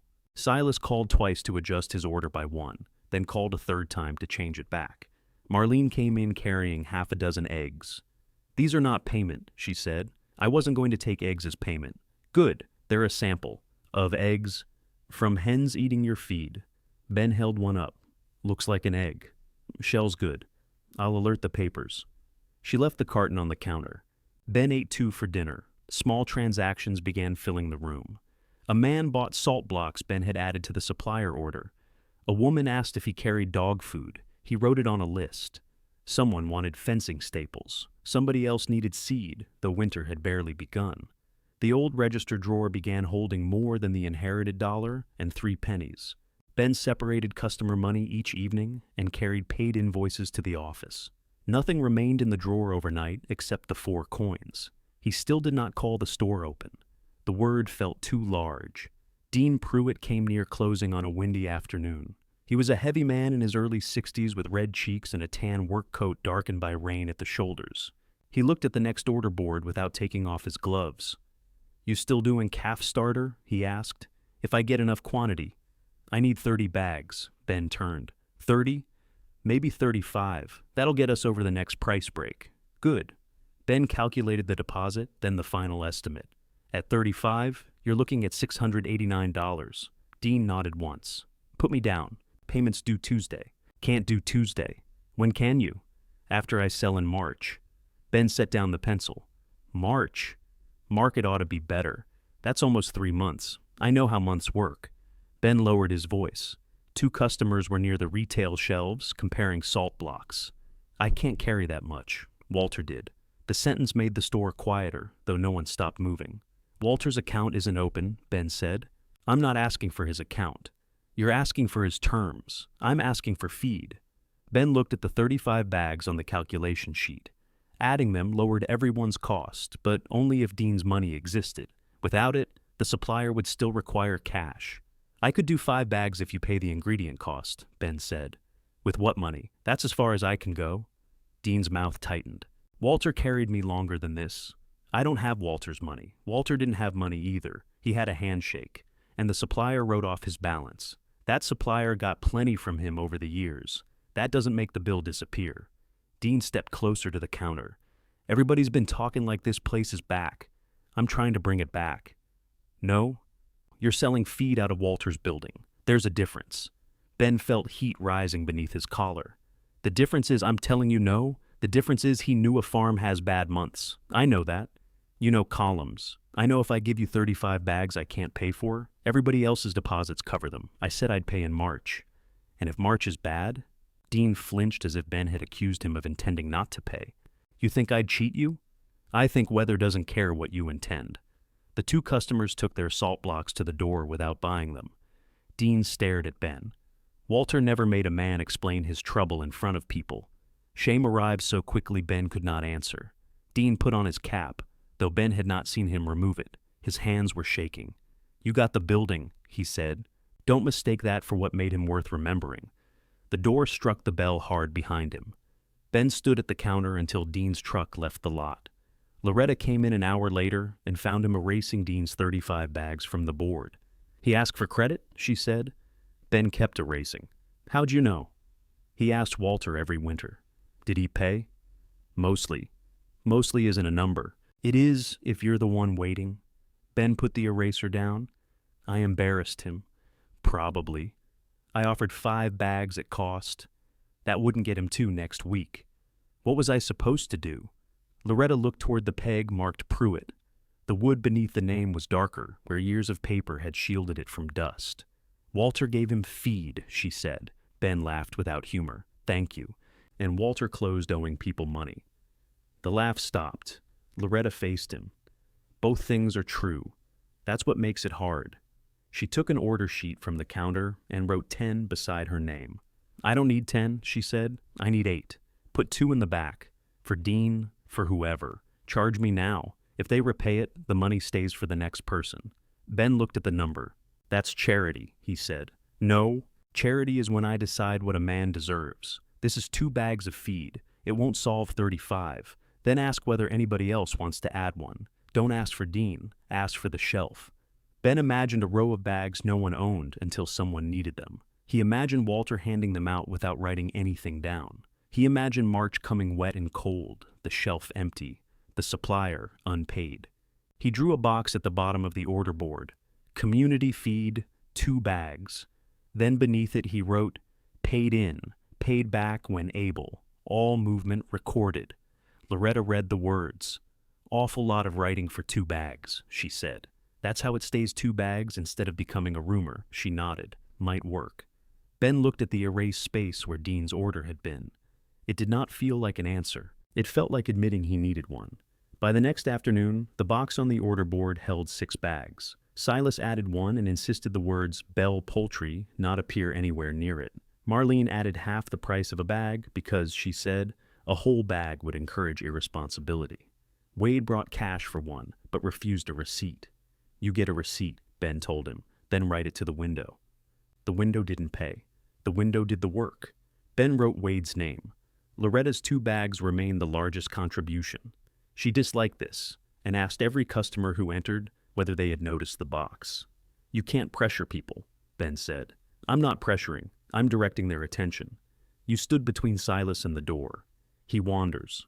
Ben created a separate page for the community feed. Every contribution had a date. Every bag that left would have a name, quantity, and a repayment agreement. He spent an hour writing rules, then tore them up because they sounded like a bank had been put in charge of hunger. The second version fit on half a page. Feed could be repaid in cash, materials, or work the store actually needed. No interest, no public list of who used it. Ben would not promise what the account did not contain. He called Dean. The first call went unanswered. Dean picked up the second and said, "If this is about an order, I told you where I stand. It's about how I handled it." Silence. "I shouldn't have talked about your situation in front of people," Ben said. "I'm sorry." "You done?" "No, I figured. I can get you 6 bags through a community account. I don't take charity. It isn't mine to call charity. Then what do you call it?" "Feed that's already paid for." Dean gave a dry laugh. "That's charity with paperwork. You can repay it. In March. Or in work." "What kind of work?" Ben looked through the front window at the loading dock. One corner had sunk far enough that the truck driver's refusal was now common knowledge. "You know anything about framing?" "My barn's still standing." "That isn't an answer. It's more answer than you gave me Tuesday." "Fair." "I need the loading dock rebuilt," Ben said. "Not patched. I can't afford a contractor." "You can afford feed?" 6 bags. I need 35. "I heard you the first time." Dean breathed into the phone. In the background, a metal gate clanged. "I don't work for pity," he said. "Neither do I." Another silence. "Come look at the dock," Ben said. "Tell me what it's worth. If we can make the labor and feed meet in the middle, we do. If not, we don't." Dean came just before dark. He did not enter the store. He walked the perimeter of the dock, kicked 2 support posts, crawled beneath the outer edge, and emerged with mud on his elbows. Joists are sound except these two, he said. Decking's gone, posts aren't sunk right. Walter put blocks under one. That sounds like him. It held 18 years. That also sounds like him. Dean measured with a tape he carried in his coat. He wrote a materials list on the back of Ben's order, quote, then named a labor price lower than what Wade expected and higher than Ben could pay. Ben calculated 6 bags against it. 6 now, he said. 8 more from the next run if the dock passes the supplier driver's weight. Rest of the labor I pay after the 3rd bulk order. What if there isn't a 3rd? Then I owe you cash. With what? That's the part where you ask if I intend to cheat you. Dean looked at him for a long moment. Finally, he folded the materials list. I've got treated lumber from an old hay platform. Some of it's good. Bring what's good. I'll count it at fair price. Who decides fair? We both do. Dean held out his hand. His grip was hard, cold, and brief. He took the 6 community bags that evening. Ben recorded all 6 under Dean's name in the private ledger and wrote labor agreement beneath the repayment column. The order board showed 0 community feed remaining. It frightened Ben more than when it had shown 2. A system with nothing in it was only a promise wearing a label. The next morning, somebody had pushed $20 beneath the door. No note. Ben asked everyone who came in. Nobody claimed it. He recorded it as unknown and placed it in the community envelope. Dean began the dock on Thursday. He tore away the gray boards and stacked every salvageable piece by length. He worked without radio or conversation, stopping only to drink coffee and argue with Wade about post spacing. Customers had to enter through the front, which exposed the empty retail shelves. They asked for dog food, bird seed, work gloves, fencing staples, dewormer, lamp oil, mouse poison, and a type of boot sock Ben had never heard of. He added each request to the list behind the counter. Allison read the list when she came after her restaurant shift. You're making people tell you what to sell, she said. That's usually how demand works. You're writing it down and doing nothing. I don't have cash for inventory. You don't need all of it. Pick the things people ask for twice. Dog food and fencing staples, and work gloves. One person asked for gloves. Wade asked, then Silas held up his hands and said, his were nearly through. That counts as asking? In retail, breathing near a product counts as interest. She had brought 2 narrow metal shelving units in the restaurant's delivery van. Their paint was scratched, and one had a sticker reading, soup base only. Where did these come from? Ben asked. Storage room. We replaced them. Did you ask? I managed the building. That is not the same as owning the shelves. The owner told me to get rid of them. I got rid of them. She backed the van to the front door, and they wrestled both units inside. One leg was short. Ben cut a square from a scrapboard to level it. Allison stood in the center of the store, hands on her hips. Coffee goes over there. What coffee? Coffee you sell. This is a feed store. Farmers drink coffee. I give them coffee. That costs money. So does charging people for every decent thing. She looked at him sidelong. You think charging makes it indecent? No. Yes, you do. Ben ran a rag across the top shelf. Grandpa never charged. Grandpa went out of business. The answer came too fast. They both heard Walter in it. Allison's voice softened. People bought feed from him. They sat here for free. That doesn't mean you have to lose money on the coffee. I'm not opening a cafe. Good, because you make terrible coffee. She took the request list and circled the 4 most common items. Add small quantities to your next supplier order, not cases of everything, enough to see what moves. I know how inventory works. You know how motors work. You're learning inventory. Ben wanted to object. Instead, he added 2 cases of work gloves, dog food in 2 bag sizes, fencing staples, and mineral blocks. Salt blocks already sold whenever he had them. The supplier total rose by $700. Ben did not have $700. Allison did not offer it. Take pre-orders, she said. Discount the first bag enough that people commit. Their cash buys the base stock. The margin on the extra units buys the next order. You've thought about this. I order $6,000 of food every week. That food arrives refrigerated. It also arrives on time because I don't pay suppliers in eggs. Marlene prepaid for dog food. Wade ordered staples. Loretta refused to buy gloves because Ben stocked only men's sizes, then made such a point of refusing that he added smaller pairs. The pre-orders covered $420. Ben used a portion of the first batch's recovered costs for the rest. then rewrote the cash forecast until he believed it. When the shelves held actual products, customers began entering for things that did not require the mixer. The purchases were small, $12, $27, $6.50, but money reached the register between bulk orders. Ben kept the dollar and 3 pennies pushed to the far left of the drawer. New cash went into removable trays on the right. Allison came twice that week, always after dark. She straightened shelves, changed the coffee placement, and made price cards large enough to read without leaning. On the third evening, she brought a used commercial coffee maker. "I'm not charging for coffee," Ben said. "Then don't." "You said." "I changed my mind." "Why?" "Because Silas asked if the free coffee was coming back, and then he bought 2 pairs of gloves while he waited." She plugged it in behind the counter. "The coffee isn't the product. The room is." Ben stared at her. "What?" she asked. "Nothing." "No, you made a face. It was a good idea. I have them." "I didn't say you didn't. You usually act surprised." "I am surprised." She threw a paper coffee filter at him. Dean finished the dock on Saturday. The outer edge sat level. New posts rested in poured concrete, not loose blocks. He drove his truck onto it first and bounced the rear tires while Ben watched the supports. "You trying to break it?" Ben called, "trying to find out if you will." The dock held. Ben wrote the value of Dean's labor and materials in the private ledger. 6 feed bags came off the balance. 8 more were scheduled for the next run. What remained would become cash owed by the store after the 3rd order. Dean looked at the figures. "Walter wouldn't have written all that," he said. "No. He'd have forgotten what we agreed. Probably. He'd remember I owed him and forget how much." "That sounds right." Dean folded his copy and put it in his coat. "You still embarrassed me." "I know. I embarrassed you back. I noticed." Dean glanced toward the front room, where Silas and Wade were drinking coffee near the shelves. "Put me down for 30 bags next order, not 35. I sold 2 steers. I can pay for 16. And the other 14, 8 against the dock. 6 from the community account if it fills. If it doesn't, I take 16. Ben nodded. "That works." Russell's truck pulled into the lot as Dean drove away. He came inside carrying a small cardboard box.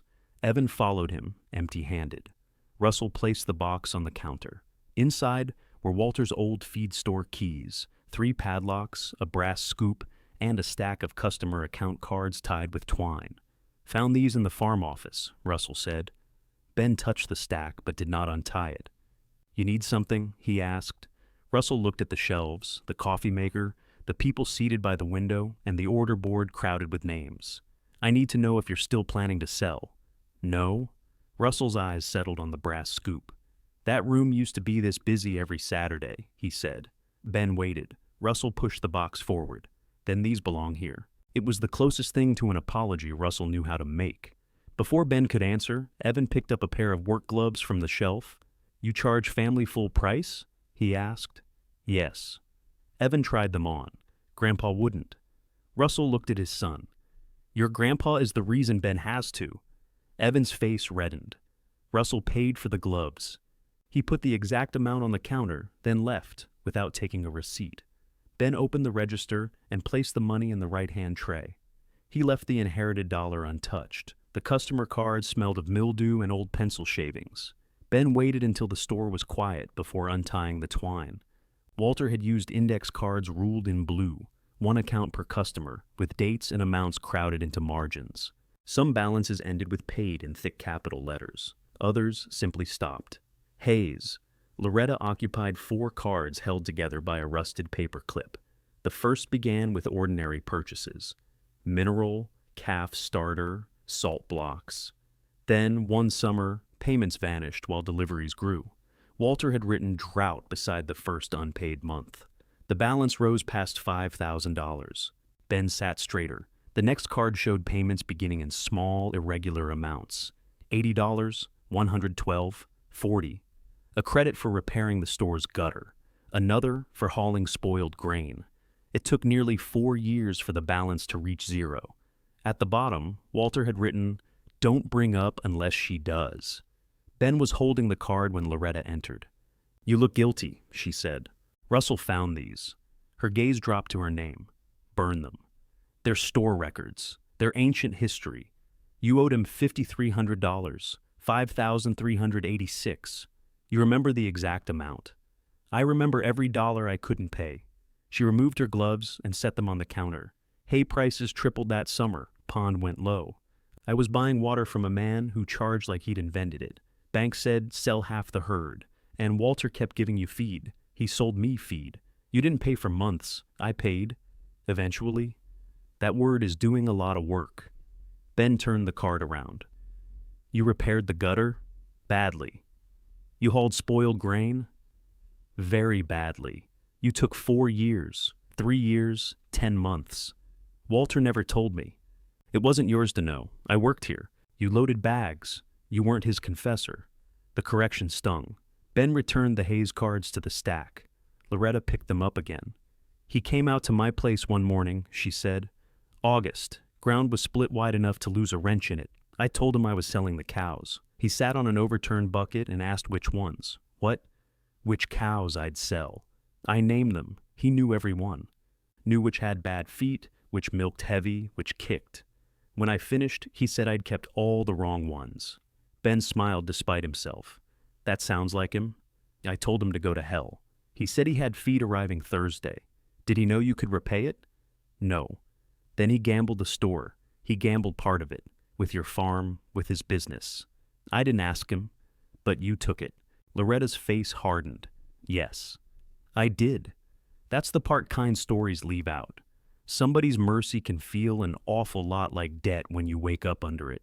The coffee maker hissed behind them. He helped me, she continued. He also made decisions alone. Never told Russell how bad the store's cash was. Never told you. Never told anybody no until the only person left to tell no was himself.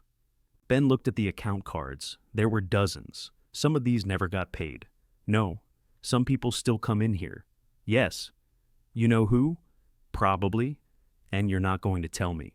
No. He pushed the cards into their box. What am I supposed to do with them? Learn from them. Then burn them. I'm not burning records. Of course not. You enjoy columns too much.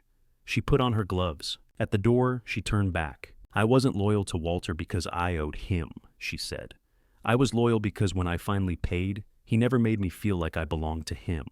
After she left, Ben locked the cards in the bottom drawer of the office desk. He changed the community feed rules again. No customer could take more than the account held. No person's need would be discussed at the counter. Repayment terms would be agreed privately and written clearly. Contributions remained voluntary. Ben added 1% from the store's labor charge to the account. Not enough to endanger the business, but enough that every batch slowly replenished it. Allison read the new page that evening. You've invented a tiny feed bank, she said. It isn't a bank. It has deposits, withdrawals, records, and rules. It doesn't charge interest. That makes it a very bad bank. She checked the retail receipts while Ben counted inventory. The first case of work gloves had sold out. Dog food moved slower, but the smaller bags did better. Fencing staples sold to people who entered, claiming they only wanted coffee. Allison circled 3 figures in the ledger. You can take $80 this week, she said. I need that for the next order. No. This is after the next order. Utilities, insurance reserve, and shrink. The roof has its own line. Ben checked her calculations. You did this already? While you were explaining mineral blocks to Wade for 40 minutes, he asked. He was avoiding Dean.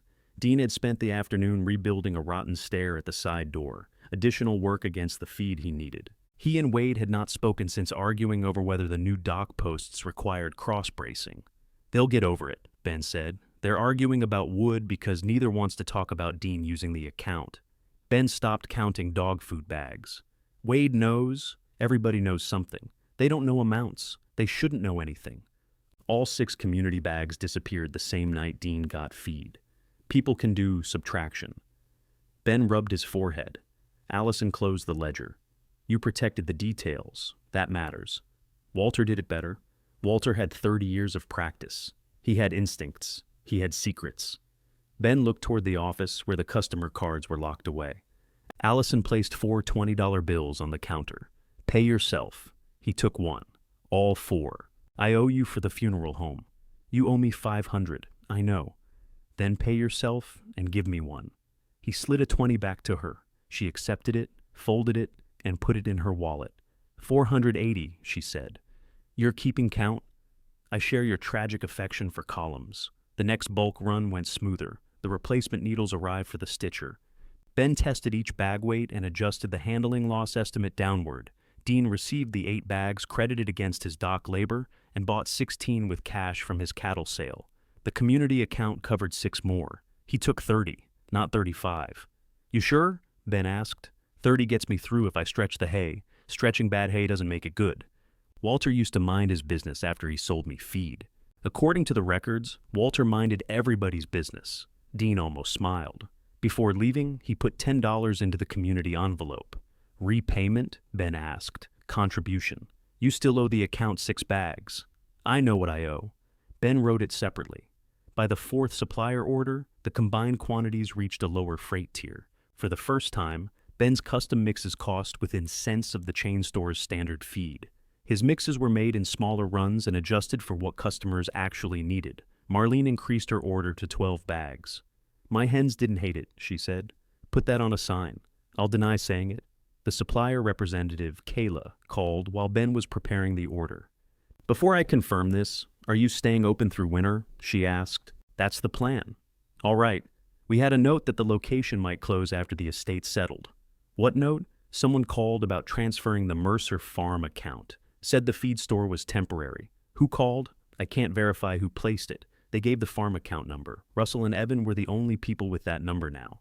Does the note affect my order? Not if you remain cash on delivery. If you apply for terms later, stability matters. Ben thanked her and hung up. He did not call Russell immediately. Anger tempted him to move before he knew what was true. Walter had done that with kindness. The result could be just as expensive. He waited until Evan came in 2 days later for mineral blocks.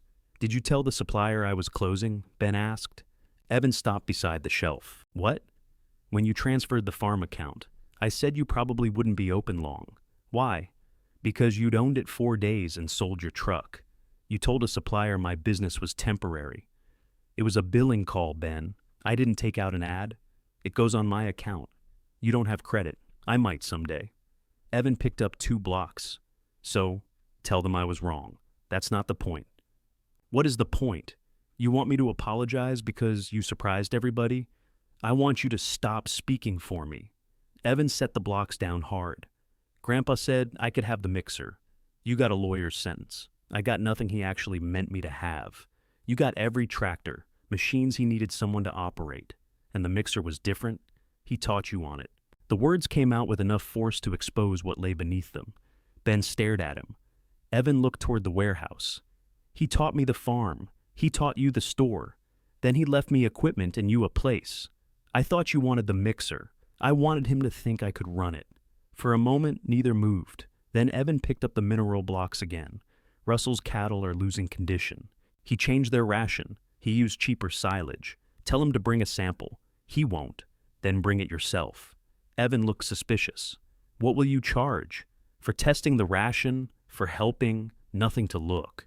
Feed costs what it costs. Evan carried the blocks to the register and paid full price. The following morning, he returned with a 5-gallon bucket of silage and one of Walter's old battery chargers. Charger's feed store equipment, he said. It's portable, then call it a loan. He put it on the counter beside the silage. Ben opened the bucket. The sweet, sharp smell reached him first. He squeezed a handful, felt the moisture, and broke apart a clump. This isn't enough grain for cold weather, he said. Evan nodded once. I know. It was the first time either of them had admitted the other might know something too. Ben spread the silage across a shallow metal tray. Evan watched him pick through it. What are you looking for? Mold, cob pieces, how fine it was chopped. It smells all right. Smell isn't the only thing. I know that. Ben glanced up. Then why ask? Conversation. You should practice somewhere easier. He weighed the sample, dried part of it overnight near the office heater, then weighed it again. The calculation was rough, but it confirmed what his hands had told him. The silage carried too much moisture and not enough energy for cattle standing outside in deep cold. He wrote a supplemental ration using corn, soybean meal, and mineral. The amount required depended on the cattle's weight and how much hay Russell was feeding. Evan read the page. He'll say it costs too much. Then he can feed something else. Grandpa's cows did fine on silage. Not this silage. You gonna tell him that? You brought it. I asked if you knew what was wrong. I didn't ask you to start a war. Ben folded the formula. Bring Russell. Evan looked toward the door. You enjoy making simple things difficult. You told my supplier I was closing. I brought back the charger. That's not the same conversation. It ought to count for something. It does. Neither knew where to put the admission. Russell came that afternoon. Evan stood near the coffee maker, suddenly interested in replacing its filters. Ben placed the dried silage sample beside the formula. It's too wet and light on grain. If the temperature drops hard, they'll lose more condition. Russell did not touch the sample. They're not losing condition. You can see ribs on the older cows. You been on my farm? I drove past with Wade. You diagnosed cattle through a truck window? Evan said they were slipping. Evan stopped arranging filters. Russell turned. You said what? I said the silage was weak. You said the cattle were losing condition. They are? Russell's face darkened. I don't need both of you standing in Walter's store telling me how to run Walter's farm. Ben kept his voice even. Then don't buy the mix. You think because people come in here for coffee, you know more than me? No. I think I tested the silage. With what laboratory? A heater and a scale. Russell laughed. Very scientific. It lost 69% of its weight. Silage is wet. This is wetter than what Walter fed. Russell reached for the formula, read the first lines, and frowned at the ingredient quantities. Corn's too high. For the temperature, we aren't in deep cold. Not yet. You always did love being certain when nothing was your responsibility. The sentence found Ben's temper. He leaned on the counter. You brought the responsibility in a bucket. I didn't bring anything. Evan did, because he noticed. And now you're both experts. Evan put down the filters. Stop saying both like I don't work there. Russell stared at his son. I've been feeding those cows every morning, Evan said. They're not holding weight. The silage is bad. You picked it. You said buy cheapest by the ton. That didn't mean buy garbage. It wasn't garbage when we opened the pile. Ben stepped back from the argument. It no longer belonged to him. Russell looked from Evan to the formula.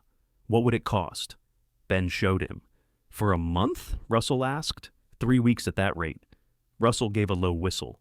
Walter never spent that. Walter grew his own corn. On the farm I inherited, then grow it. In January, that is a scheduling issue. Evan coughed into his hand. Russell folded the page with careful, angry precision. Half the amount. That won't do what you need.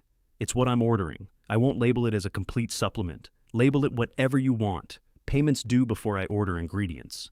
Russell's eyes lifted. You require me to prepay? I require everybody. I gave you $500 for the funeral. Allison paid my share. I'm paying her back. I mean, when Walter died. The family expenses. Ben understood. You're saying I owe you too. I'm saying we're family.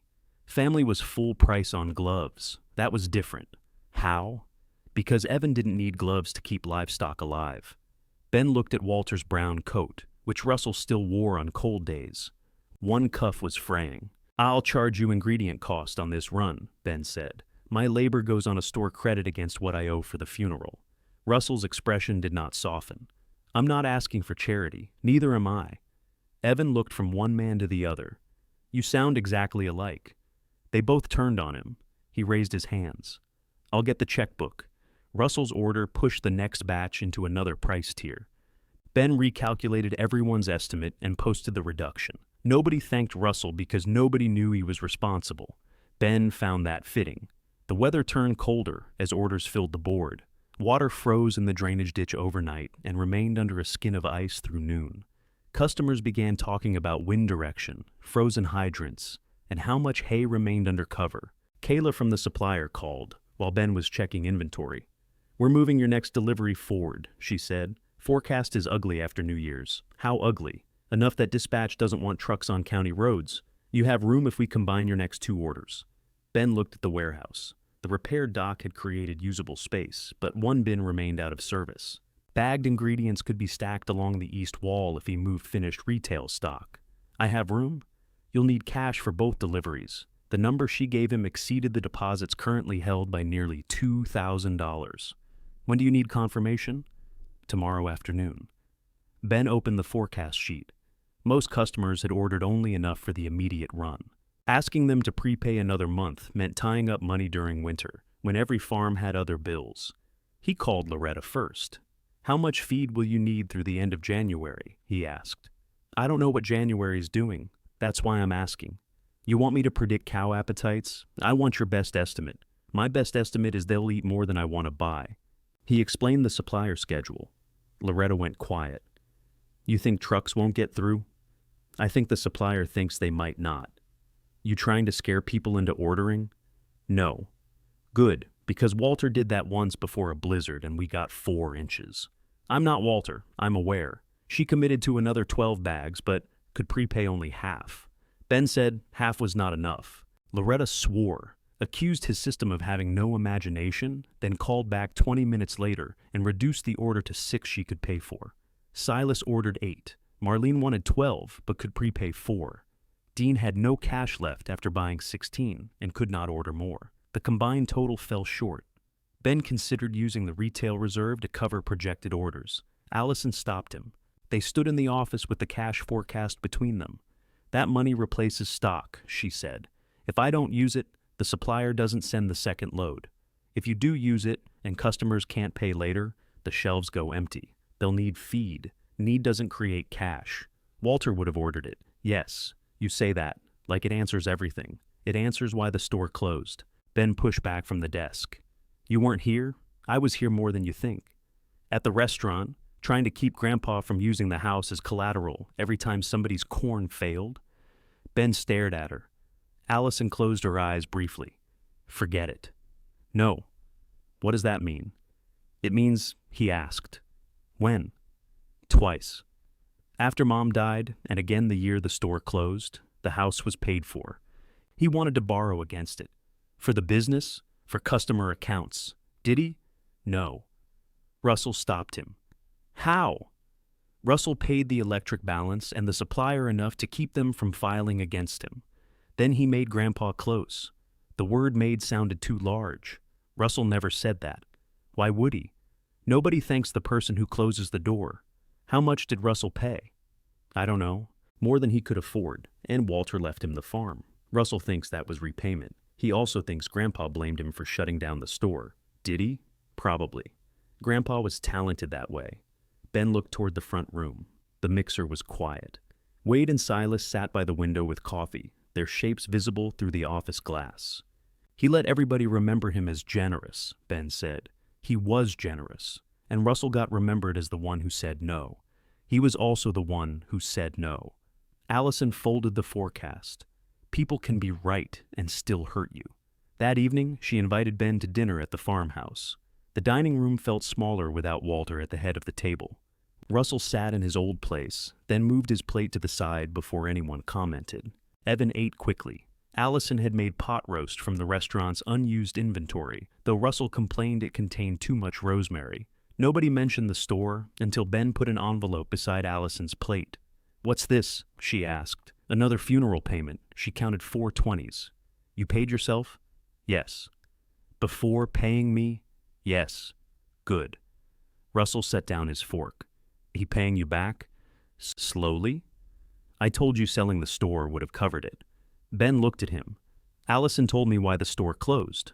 Silence moved across the table. Russell's face did not change. "Did she?" "You paid Walter's balance." "Some." "How much?" "Doesn't matter. It mattered then. It was family money. It went where family money goes." "Why didn't you tell me?" Russell pushed a piece of carrot through gravy.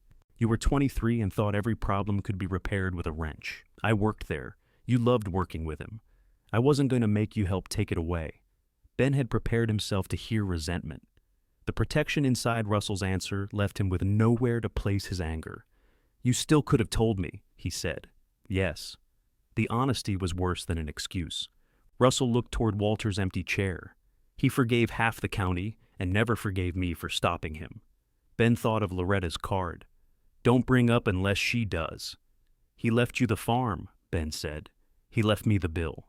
Evan's fork struck his plate. "He left all of us work." No one argued.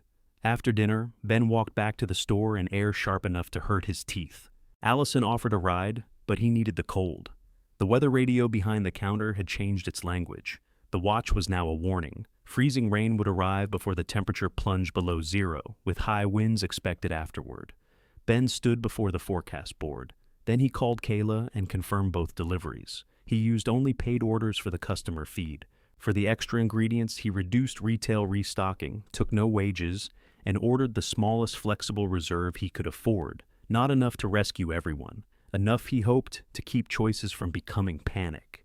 The first supplier truck reached the store, while sleet was beginning to tick against the windshield. The driver was the same man who had refused the old dock. He backed toward the rebuilt platform, stopped with the rear tires inches from the edge, and climbed out to inspect it. New? He asked. Rebuilt. By who? Ben nodded toward Dean, who stood beneath the awning with his arms folded. The driver bounced once on the outer boards. You guarantee it? Dean said. No. The driver stared at him. I built it, Dean continued. That's better than a guarantee. The truck came back slowly. The dock did not move. They unloaded pallets while the sleet thickened. The second truck arrived an hour later, carrying the flexible reserve and 100 new bags Ben had added at the last moment. Those empty bags had felt optimistic when he ordered them. Now they felt insufficient. By noon, the east warehouse wall was hidden behind stacked ingredients. Paid customer orders were marked with blue tags. Flexible stock received red tags. The two colors mattered. Ben explained that to everyone who helped carry bags. Blue belongs to somebody, he said. Red belongs to the store. Silas looked at a bag of corn, marked red. Looks yellow. The tag, Silas. I can see the tag. Then why did you— Conversation, Evan said from behind them. Ben glanced at him. Evan's mouth twitched. Russell had sent him with the farm truck to collect their supplement as soon as it was mixed. He stayed to help, instead of waiting in the cab. Walter's battery charger now occupied its old place beneath the work table, still officially on loan. The mixer ran for most of the afternoon. Ben grouped formulas to reduce clean-out between batches. Allison handled receipts and pickup times. Loretta checked labels. Marlene tied the community account bags with green twine so no one confused them with paid orders, then objected when Ben said that made them too easy to identify. Green doesn't mean poor, she said. Green means community. It means everybody can see who loads them. Then put green twine on all the bags. They did. At 4, a woman named Carla Benton arrived wearing a wool coat over polished boots. She managed Tanner Ridge, a cattle finishing operation 30 miles east. Ben had spoken with her twice, but had not expected her during the storm. She walked through the warehouse without touching anything. You're smaller than I pictured. That happens to the building too. I meant the operation. So did I. Carla showed him the ration Tanner Ridge currently bought from a mill in Indiana. Freight increases had made it expensive, and the mix arrived too finely ground. She wanted a local supplier capable of producing 100 bags every week, possibly more in spring. Ben read the ingredient list twice. The formula used products he already stocked, including most of the flexible reserve. When do you need the first run, he asked. Monday. That's soon. I'm interviewing another mill tomorrow. Roads may be bad. If you can't deliver, we'll collect. I don't have a delivery truck, I noticed. She looked at the sample bag stacked near the mixer. Can you meet these specs? Yes. Consistently, yes. The second answer came before fear could modify it. Carla placed a deposit check on the counter. It was large enough to cover the entire run and leave Ben more profit than his first 4 bulk orders combined. If the first batch tests well, we set a weekly schedule, she said. If it doesn't, we're done. Understood. She glanced at the handwritten order board. You post customer names? Only with permission, and their prices. The combined price. You'll need a different agreement for us. Yes. You say yes quickly. I do some things slowly. Carla looked toward the office couch, visible through the open door. So I've heard.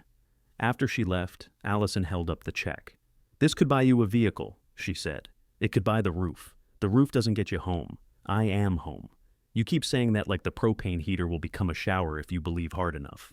Ben took the check and entered it into the ledger. Tanner Ridge's ingredients received blue tags. The radio warning expanded that evening. Freezing rain would continue through morning. Temperatures would fall below zero by nightfall, and winds could exceed 40 miles per hour. Emergency officials advised against travel. Ben did not hear the authority in the announcement. He heard inventory. He called every customer with a paid order and told them to collect before the roads worsened. Some arrived within an hour. Others said they would come at dawn. Loretta loaded her 6 bags and 2 extras she bought from the red tag reserve.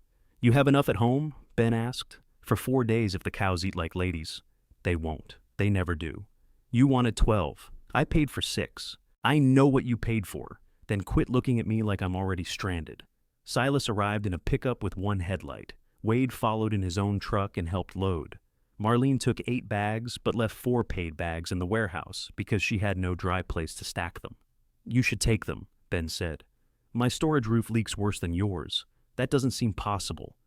Come see it after thaw. Dean's pickup did not appear. Ben called. Dean answered on the 4th ring. Culvert's icing, he said. I'm not getting a loaded truck across it tonight. You have feed? Through tomorrow. I can hold your bags. Hold them dry. Before hanging up, Dean asked, Community stock? 11 bags after today. Keep it that way. The store remained open past midnight. People came for salt, gloves, lamp oil, dog food, mineral, anything they had delayed buying because stores were supposed to remain available. Ben sold the last ice scraper to a man who had walked in carrying an ice scraper. This one's for my wife, the man explained. Allison made coffee until the restaurant called to say it was closing early and told her not to come in the next day. She looked almost offended by the unexpected freedom. You can go home, Ben said. So can you. I need to finish Tanner Ridge's formula. She sat at Walter's desk and began adding retail receipts. Then I'll finish this.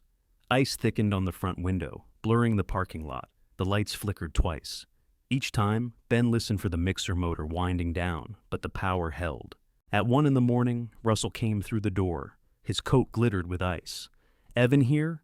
He left with the farm order hours ago. He's not at the farm. Ben took out his phone. No messages. Russell rubbed both hands over his face. He said he was coming back to help you. He didn't. They called him. No answer? Allison stood. Where would he go? Russell looked toward the order board. Bell Place, maybe. Silas's truck had a bad tire. Evan said something about following him. Ben called Silas. The old man answered loudly, as if volume improved reception. Evan's here, Silas said. Slide off by Miller's Curve. We pulled him out. Is he hurt? What? Is Evan hurt? No. Pried's damaged. Russell closed his eyes. Keep him there, Ben told Silas.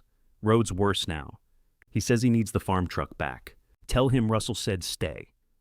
Russell took the phone. Don't tell him I said anything. Put him on. Evan came to the line. Russell began with anger because fear had nowhere else to go. What the hell were you thinking? Ben turned away, but the store was too small not to hear. I was following Silas, Evan said through the phone. Why? He bought feed from us. From Ben. Same name on the bag. Russell's grip tightened. Stay there. I can make it. You already didn't. A pause. All right, Evan said. Russell handed the phone back. Allison poured him coffee. He accepted without asking whether it was free. At dawn, the freezing rain changed to snow. The lot disappeared beneath a white crust. Tree limbs bowed toward the road, and a line sagged low enough to touch the service station sign. Ben had slept 20 minutes when Kayla called. Dispatch is shut down, she said. State police pulled 2 of our trucks off the highway. How long? Best case, 3 days. If the temperature does what they're saying, a week. I have both deliveries. You do. A lot of your neighbors don't. We're getting calls from farms that normally buy through the regional distributor. Their warehouse lost power and their trucks aren't moving. Ben looked through the office window at the red tag reserve. Some remained, but less than half. Tanner Ridge's 100 bags existed only as blue tag ingredients waiting to be mixed. Are you sending people to me? He asked. I told them there's a small independent store in the county. I didn't promise stock. His phone began ringing before he ended the call. The first man needed 20 bags by tomorrow. The second needed mineral and soybean meal. The third asked whether Mercer Feed Seed still extended 30-day credit. Ben wrote every request on a fresh sheet, separating immediate animal need from convenience. He asked quantities, current feed on hand, and whether they could collect. Some answered plainly. Others became offended. By 9, requested feed exceeded the red tag reserve 3 times over. Russell stood at the plywood board reading the numbers. He had remained because the road to the farm was worse than the highway. You can't cover that, he said. I know. Then stop taking names. I'm not taking orders. I'm finding out what's needed.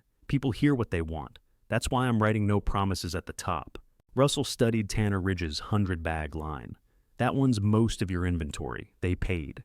If you mix it, you'll have no flexibility. If I don't, I break a contract. Allison came from the office with a second calculation. The reserve covers 47 emergency bags, depending on formulas. Requests are at 162, Ben said, and growing. The door opened. Loretta entered carrying an insulated jug and a coil of rope. I thought you had feed, Ben said. I do. Then why are you back? Because Wade called and said your phone won't stop. She saw the emergency sheet. People who forgot winter was coming, she asked. Some got cut off by the distributor. Some can stretch what they have, some can't. Loretta took a pencil and wrote beside the first name. 2 days on hand. Beside the second, she wrote, half day. How do you know? I asked them. You called? I know their numbers. Wade arrived next with tire chains over one shoulder. Marlene brought a thermos and a list of passable roads. Silas remained stranded at his farm with Evan, but called to say his stock trailer could carry 30 bags if anyone reached him. Nobody made a speech about Walter. They removed coats, took pencils, and began calling farms. By noon, the sheet no longer held demands. It held routes, actual days of feed remaining, truck capacity, and the names of adults willing to drive when the wind dropped. The farmers had not come because Ben asked. They had remembered which door Walter once kept open and found Ben standing inside it. The first list contained 23 farms. After the calls, it dropped to 14. 3 had enough feed but feared being left out. 2 had neighbors willing to share. One man admitted his half-day meant he would run short only if the storm lasted through the week. Loretta moved him to the bottom. Nobody was removed for failing to prepare. Ben cared only about how long animals could safely go on what remained. The 14 farms needed 78 bags before the roads reopened. The red tag reserve could produce 47. The community account held 11. That's 58, Allison said. 58 paid for, Ben replied. Loretta tapped Tanner Ridge's blue line. You've got ingredients, owned ingredients. They're in your building. They paid for 100 bags. Wade leaned over the route map. Can they wait? I don't know. Ask. Ben called Carla Benton. She answered on the second ring. Wind roared against her phone. You mixing today? She asked. That depends on this call. He explained the shortages, the verified quantities, and the delivery shutdown. He did not call it an emergency until Carla did. How much of our order are you talking about? She asked. 20 bags would cover the immediate gap. More if roads stay closed. 20 becomes 40 by tonight. Possibly. We paid for a Monday run. I know. Tanner Ridge has cattle too. How much feed do you have on hand? 4 days. That's more than these farms. That doesn't make our agreement optional. No. What happens if you use our stock? I refund the deposit for whatever I can't produce. Full refund if you cancel. And when your supplier reopens, I fill your order first. If I wait. Yes. Carla was silent. Through the warehouse window, Ben watched Russell and Dean move red tag bags closer to the mixer. They did not open anything. They were waiting for his decision. I came to you because my mill wasn't reliable, Carla said. I understand. You don't build reliability by giving away one customer's feed to another. I'm not giving it away. I'm selling it at the posted price. That is impressively beside the point, she breathed out. I can get our ration from Indiana, she said. It'll cost me freight, and I'll probably sign with them for the quarter. Ben closed his eyes. The Tanner Ridge account would repair the roof. After several weeks, it could buy a used delivery vehicle. More than the money, it would prove the store could serve customers beyond Walter's circle. If I can still fill Monday, he asked, call me Sunday. If you can't guarantee it, send my deposit back. That's fair. No, it isn't. It's business. The call ended. Ben took a blue tag from a pallet of soybean meal and replaced it with red. How many? Loretta asked. 20. You sure? No. Good enough. He wrote 20 emergency bags against Tanner Ridge's reserved inventory. Not community feed, not donated feed.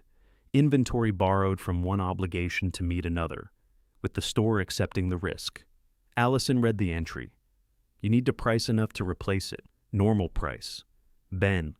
People aren't paying storm prices. I didn't say storm prices. I said replacement cost. When the supplier reopens, it's the same cost. You don't know that. Then the store takes the difference. She looked ready to fight him, then stopped. Write that, she said. He did. They divided the 78 bags into 3 formulas that could serve the greatest number of farms without unsafe substitutions. Ben refused 2 requests for custom adjustments. What about the Cormac cattle? Wade asked. Base supplement works for them. They prefer more molasses. They can file a complaint. With who? The cows. The mixer started at 1. Ben weighed ingredients while Allison called out customer quantities. Russell operated the bag stitcher. He broke the first needle, swore at the machine, and accused Ben of buying poor parts. You're pulling the bag too early, Ben said. I know how to sew a feed sack. You know how to break a needle. Walter's coat hung from a nail while Russell worked in his shirt sleeves. Sweat darkened his collar despite the cold. The power flickered midway through the second batch. The motor slowed, then caught again. Everyone froze. Keep going, Ben said. If it stops full, can you restart? Dean asked. Probably. That isn't... Yes, it's the answer. They finished the batch. Snow entered beneath the loading dock awning in dry, twisting ribbons. Marlene marked each bag with route numbers. Loretta checked them against the farm list. Wade fitted chains to his rear tires, then fitted another set to Russell's truck. Those are mine, Russell said. They fit yours. That doesn't answer what I said. You want them back now? Russell walked away.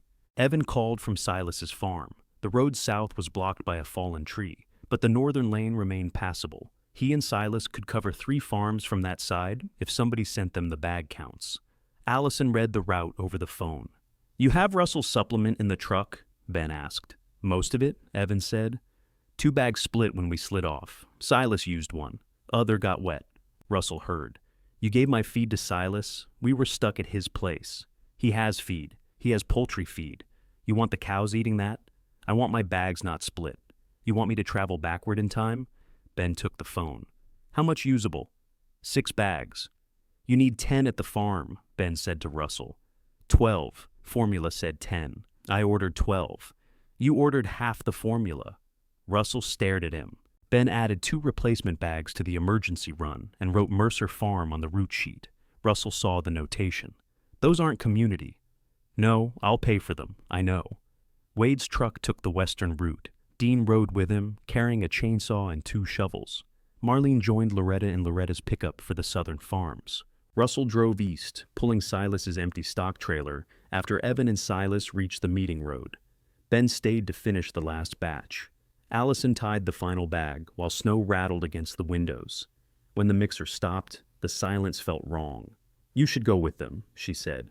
I need to clean the mixer. You need to know whether the system works outside this building. I know roads are slippery, and you know exactly how much salt is in every bag. Go. What about you? I can clean. You'll open the discharge gate too fast. I watched you. That isn't the same. Ben, leave. He rode with Russell. The truck moved slowly, chains striking the wheel wells.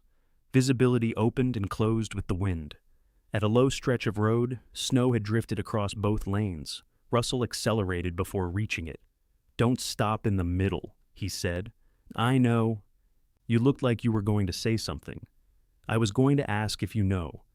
They pushed through.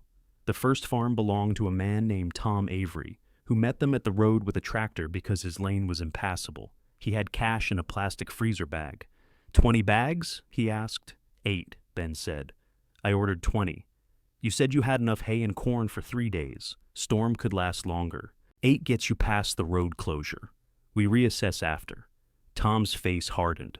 Walter would have brought 20. Russell looked at Ben. Walter isn't doing the route, Ben said. 8 or none. Tom took 8.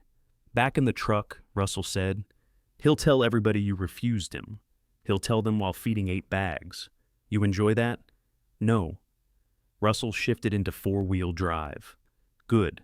They met Evan and Silas at an abandoned church parking lot.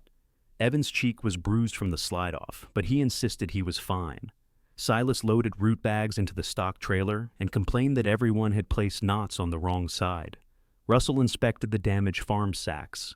You could have retied this one, he said. Evan pointed at the wet feed frozen to the trailer floor. Retie that. You drove too fast. I was following Silas. Silas is 80. "76, Silas said. "And ahead of you?" They separated before the argument could warm them. The Mercer farm was last on Russell's route.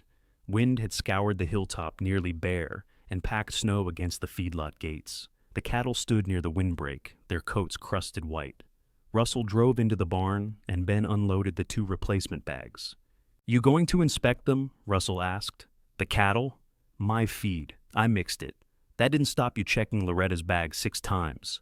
Loretta scares me." Russell cut one open.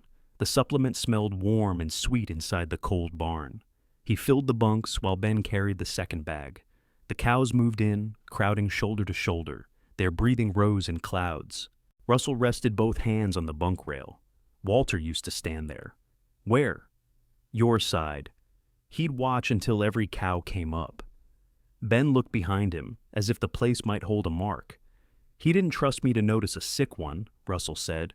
"Did you?" "Usually before he did." They stood listening to the cattle eat. Ben took the folded invoice from his pocket and held it out. Russell looked at the paper. "You brought an invoice into a storm? You said you'd pay." "I will. Same terms as everyone else." Russell accepted it. "You could have charged it against what you owe me." "I don't know what I owe you." Neither did Walter. That was the problem. Ben waited. Russell folded the invoice and put it inside Walter's coat. "I didn't want the store lot for equipment." "You said you did. I could have used it." "That isn't the same." "No." Wind struck the barn siding. "I wanted it gone," Russell said. "Every time I drove past, I saw what he blamed me for. He never told me that. He didn't need to. You don't know what he meant. Neither do you." Ben looked at the cattle, at the older cow pushing patiently between 2 younger ones to reach the bunk. Russell rubbed his thumb across the frayed cuff of Walter's coat. "Now everybody's back in there, telling stories about him, like the place only failed because the lights went out. I know why it failed. Do they? Some do. And they still came." "Yes." Russell nodded slowly. That seemed to hurt him most. His phone rang. Allison. The power had gone out at the store. Before Ben could ask about the mixer, she told him the last batch was finished, all paid local orders were protected, and every emergency route had checked in. Nobody was stranded. Nobody had returned a bag. Tanner Ridge's 20 missing bags remained on the ledger. Ben had kept the county's smallest farms moving through the first night of the freeze. He had also spent the most profitable future the store had ever been offered. They returned to the store by the southern road, where wind had scraped the pavement clean in narrow strips. The front room glowed with battery lanterns. Allison had moved the propane heater near the office doorway and closed the warehouse doors to keep what little warmth existed around the counter. Loretta sat on a feed bag drinking coffee that had gone cold. Wade and Marlene were checking routes by flashlight. "All delivered?" Ben asked. "First round," Wade said. "Dean stayed at Cormac Bottom. Drifts are coming back across the road. Anybody need more tonight? Not unless cows learn to use phones." Allison handed Ben the emergency ledger. Every bag had a destination, a price, and a payment status. Most farms had paid at delivery. 4 used the community account. 2 promised cash when roads cleared. Ben had approved both after seeing the quantities they still had on hand. Russell examined the entries over his shoulder. "You charged me more than Avery. Different mix. I'm checking, I know." The power remained out through the night. The ingredients were safe in the cold warehouse, but the mixer was useless. Ben slept in 15-minute pieces on the office couch, waking whenever a phone rang or wind struck the metal siding. At dawn, Silas called to report that Evan had reached the Mercer farm with the 6 surviving supplement bags. Russell spoke to his son for less than a minute. "You feed the older cows separate," he said. "Ben says 10 pounds each." 9, Ben corrected. Russell covered the phone. "You wrote 10. 10 pounds of mix per head over 2 feedings. 9 pounds extra grain equivalent after silage." Russell uncovered the phone. "Do what Ben wrote." The small surrender passed without comment. By midday, the southern road had drifted shut. Wade and Dean moved bags by tractor from one side of a blocked culvert to a pickup waiting on the other. Marlene kept the route sheet at the store and refused to let anyone leave without a destination, a return time, and enough blankets. "You aren't in charge of me," Silas told her over the phone. "I am while your name is in my notebook. That isn't law, it's ink." He checked in 40 minutes later. The electricity returned near midnight. Fluorescent lights flickered awake one row at a time. Ben went directly to the warehouse, checked the motor, then started the mixer empty. The rumble brought everyone from the front room. Nobody cheered. They were too tired. Loretta said, "Good," and returned to her coffee. The freeze held for 5 days. Ben mixed only what the route list required. Farmers who had enough shared with those who did not. Some expected repayment, some refused it. Ben recorded both. The community account reached zero twice and filled again in amounts as small as $5.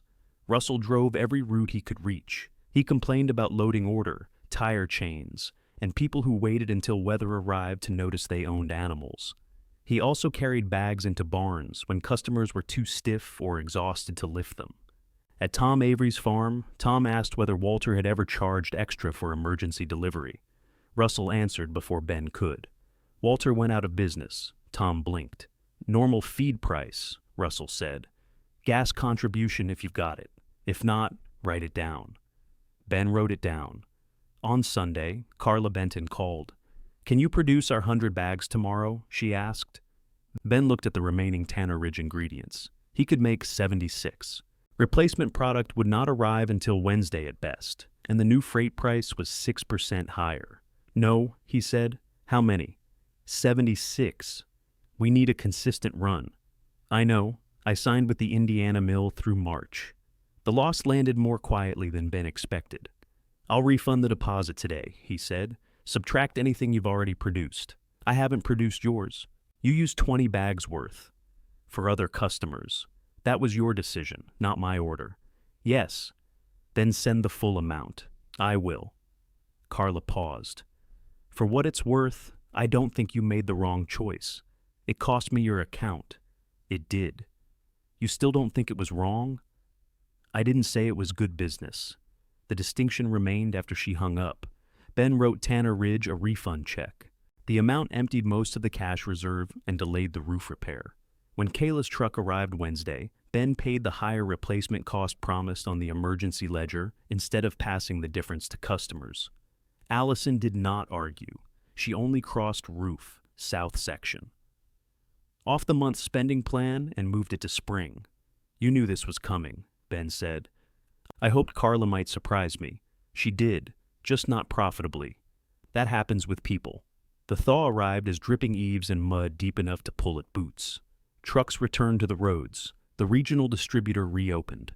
The emergency calls stopped so abruptly that the silent phone made Ben nervous. Some storm customers never came back. They had needed stock, not a relationship.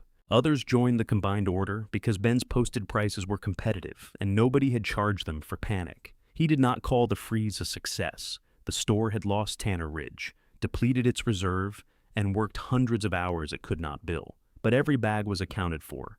The community feed began being repaid. No supplier went unpaid. No customer's deposit had secretly covered another person's need. Walter had never managed all four at once. Dean repaid 2 bags in cash and 1 by repairing the warehouse steps. When Ben reminded him that the remaining balance could wait until March, Dean became offended. "I know the agreement," he said. "I'm reading what it says. You think I can't read? I think you enjoy arguing with whoever holds the ledger. That's separate." By the time frozen ground softened enough for fence posts, the store's retail shelves held gloves in 3 sizes: dog food, staples, mineral blocks, seed, and coffee that remained free. Allison added a jar labeled "Roof Without Rain" and put $5 in it whenever someone complained about the buckets. Ben objected. "It's not charity," she said. "It's a joke with money in it. That's most restaurants." Customers added quarters and folded bills. Ben refused to treat the jar as roof income. Allison recorded it as unsolicited structural commentary. He stopped sleeping in the office every night after finding a room above a florist in town. The room had a shower, a hot plate, and windows that rattled when trucks passed. He still stayed at the store on mixing nights, but now it was a choice he could dislike instead of a fact he had to defend. He paid Allison $20 each week toward the funeral bill, sometimes $40, when retail sales were strong. She accepted every payment. Neither pretended the amount mattered more than the act. Russell's cattle regained condition. He credited the weather. Evan credited the supplement. Their argument came into the store with them one morning and lasted through 2 cups of coffee. Russell eventually placed a standing order for the full ration Ben had recommended in the first place. "Prepaid?" Ben asked. Russell put the check on the counter. "You ask that every month. You complain every month. I'm consistent. So is the price." Evan returned the grinder and air compressor in early spring. He did not return the vise. "Vise belongs at the farm," he said. "I didn't ask.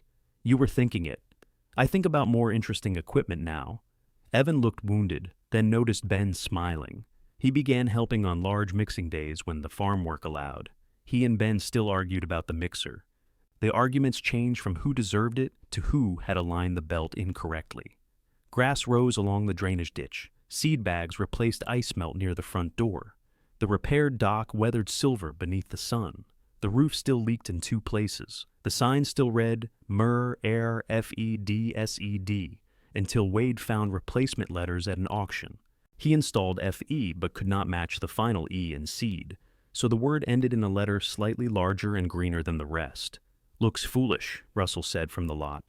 "Looks readable," Wade answered. Ben left it. Russell brought his purchase offer on a humid afternoon when the mixer was running a cattle blend for 6 farms.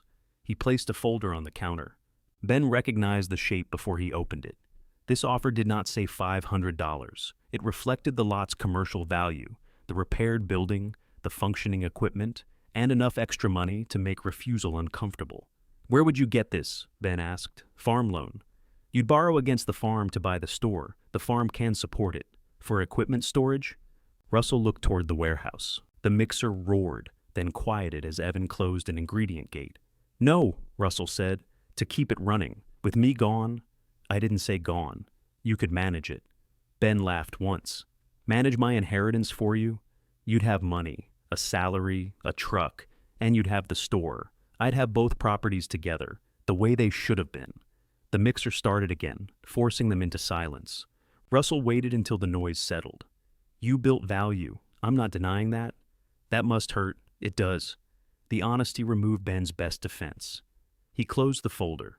"No, you didn't consider it. I considered it every night I slept in that office. You could lose this." "Yes. You still owe money." "Yes. The roof. Leaks." Russell stared at the worn counter. "I thought the farm would feel different." Ben waited. "I thought he left me the best part because I was the son he trusted." Russell rubbed one thumb across his palm. "Then every farmer came through this door with some story about Walter, their sick cow, their bad harvest, their midnight phone call. I inherited where he worked, and you inherited the place where everybody knew him. You inherited his home. He never sat still there." The mixer roared again. Ben watched Evan through the warehouse doorway, adjusting the bag stand. Walter had taught Ben to do that by kicking the bottom into place and saying nothing when it finally sat right. "He trusted me with work," Ben said when the machine quieted. "I spent years pretending that was the same as him being proud of me. Maybe it was. Then he should have said it." Russell nodded. "Yes. He should have thanked you for closing the store before he lost the house." "Yes?" "He should have told Evan the mixer wasn't a test." "Yes." Neither man looked at the other. Russell took back the folder. "Offer stays open. Answer stays no," I figured. He bought coffee he did not have to pay for and left $1 beside the jar. The anniversary of Walter's death came with the first hard frost. Allison arrived before opening, carrying a flat package wrapped in brown paper. Inside was Ben's original estate page, framed beneath glass. The $1 valuation sat directly below his name. "You stole my document," he said. "I borrowed it from your office. You cut the page. It was a copy. Still." She hung it above the counter before he could stop her. By 8, the coffee was hot. The order board was full. Farmers came and went without treating the day like a memorial. That felt right. Walter would have hated people standing around discussing him while bags needed loading. Loretta complained about salt. Silas complained about Loretta. Marlene bought dog food and denied coming for conversation. Wade repaired a hinge nobody had asked him to inspect. Dean placed the final payment for his winter feed in the community envelope. At closing, a man in his early 30s named Aaron Cole entered in Mud Street coveralls. Ben knew him only slightly. Aaron rented a small cattle place west of town and usually bought from the chain. He remained near the door until the other customers left. "I heard you have an account," he said. "What kind?" "For people who are short." Ben turned the close sign, but did not lock the door. "How short?" Aaron looked embarrassed. "Enough to get to harvest, not enough to ask for free." "Good. We don't do free." The man's shoulders loosened a fraction. Ben opened the private ledger. The community balance was modest, but healthy. He explained what it could cover, what it could not, and the ways repayment worked: cash when able, useful labor at an agreed rate, materials the store actually needed, no secret promises, no public debt. Aaron listened, then asked, "What if harvest's bad? Then we sit down again before you miss a payment. You trust people to do that?" "Some." "What about the rest?" Ben looked at the framed dollar above the counter, then at the pegs marked with names worn smooth by years of paper. "We write it down," he said. He pulled out a chair. Outside, evening settled over the patched roof and mismatched sign. Inside, Ben turned to a clean page and kept the door open.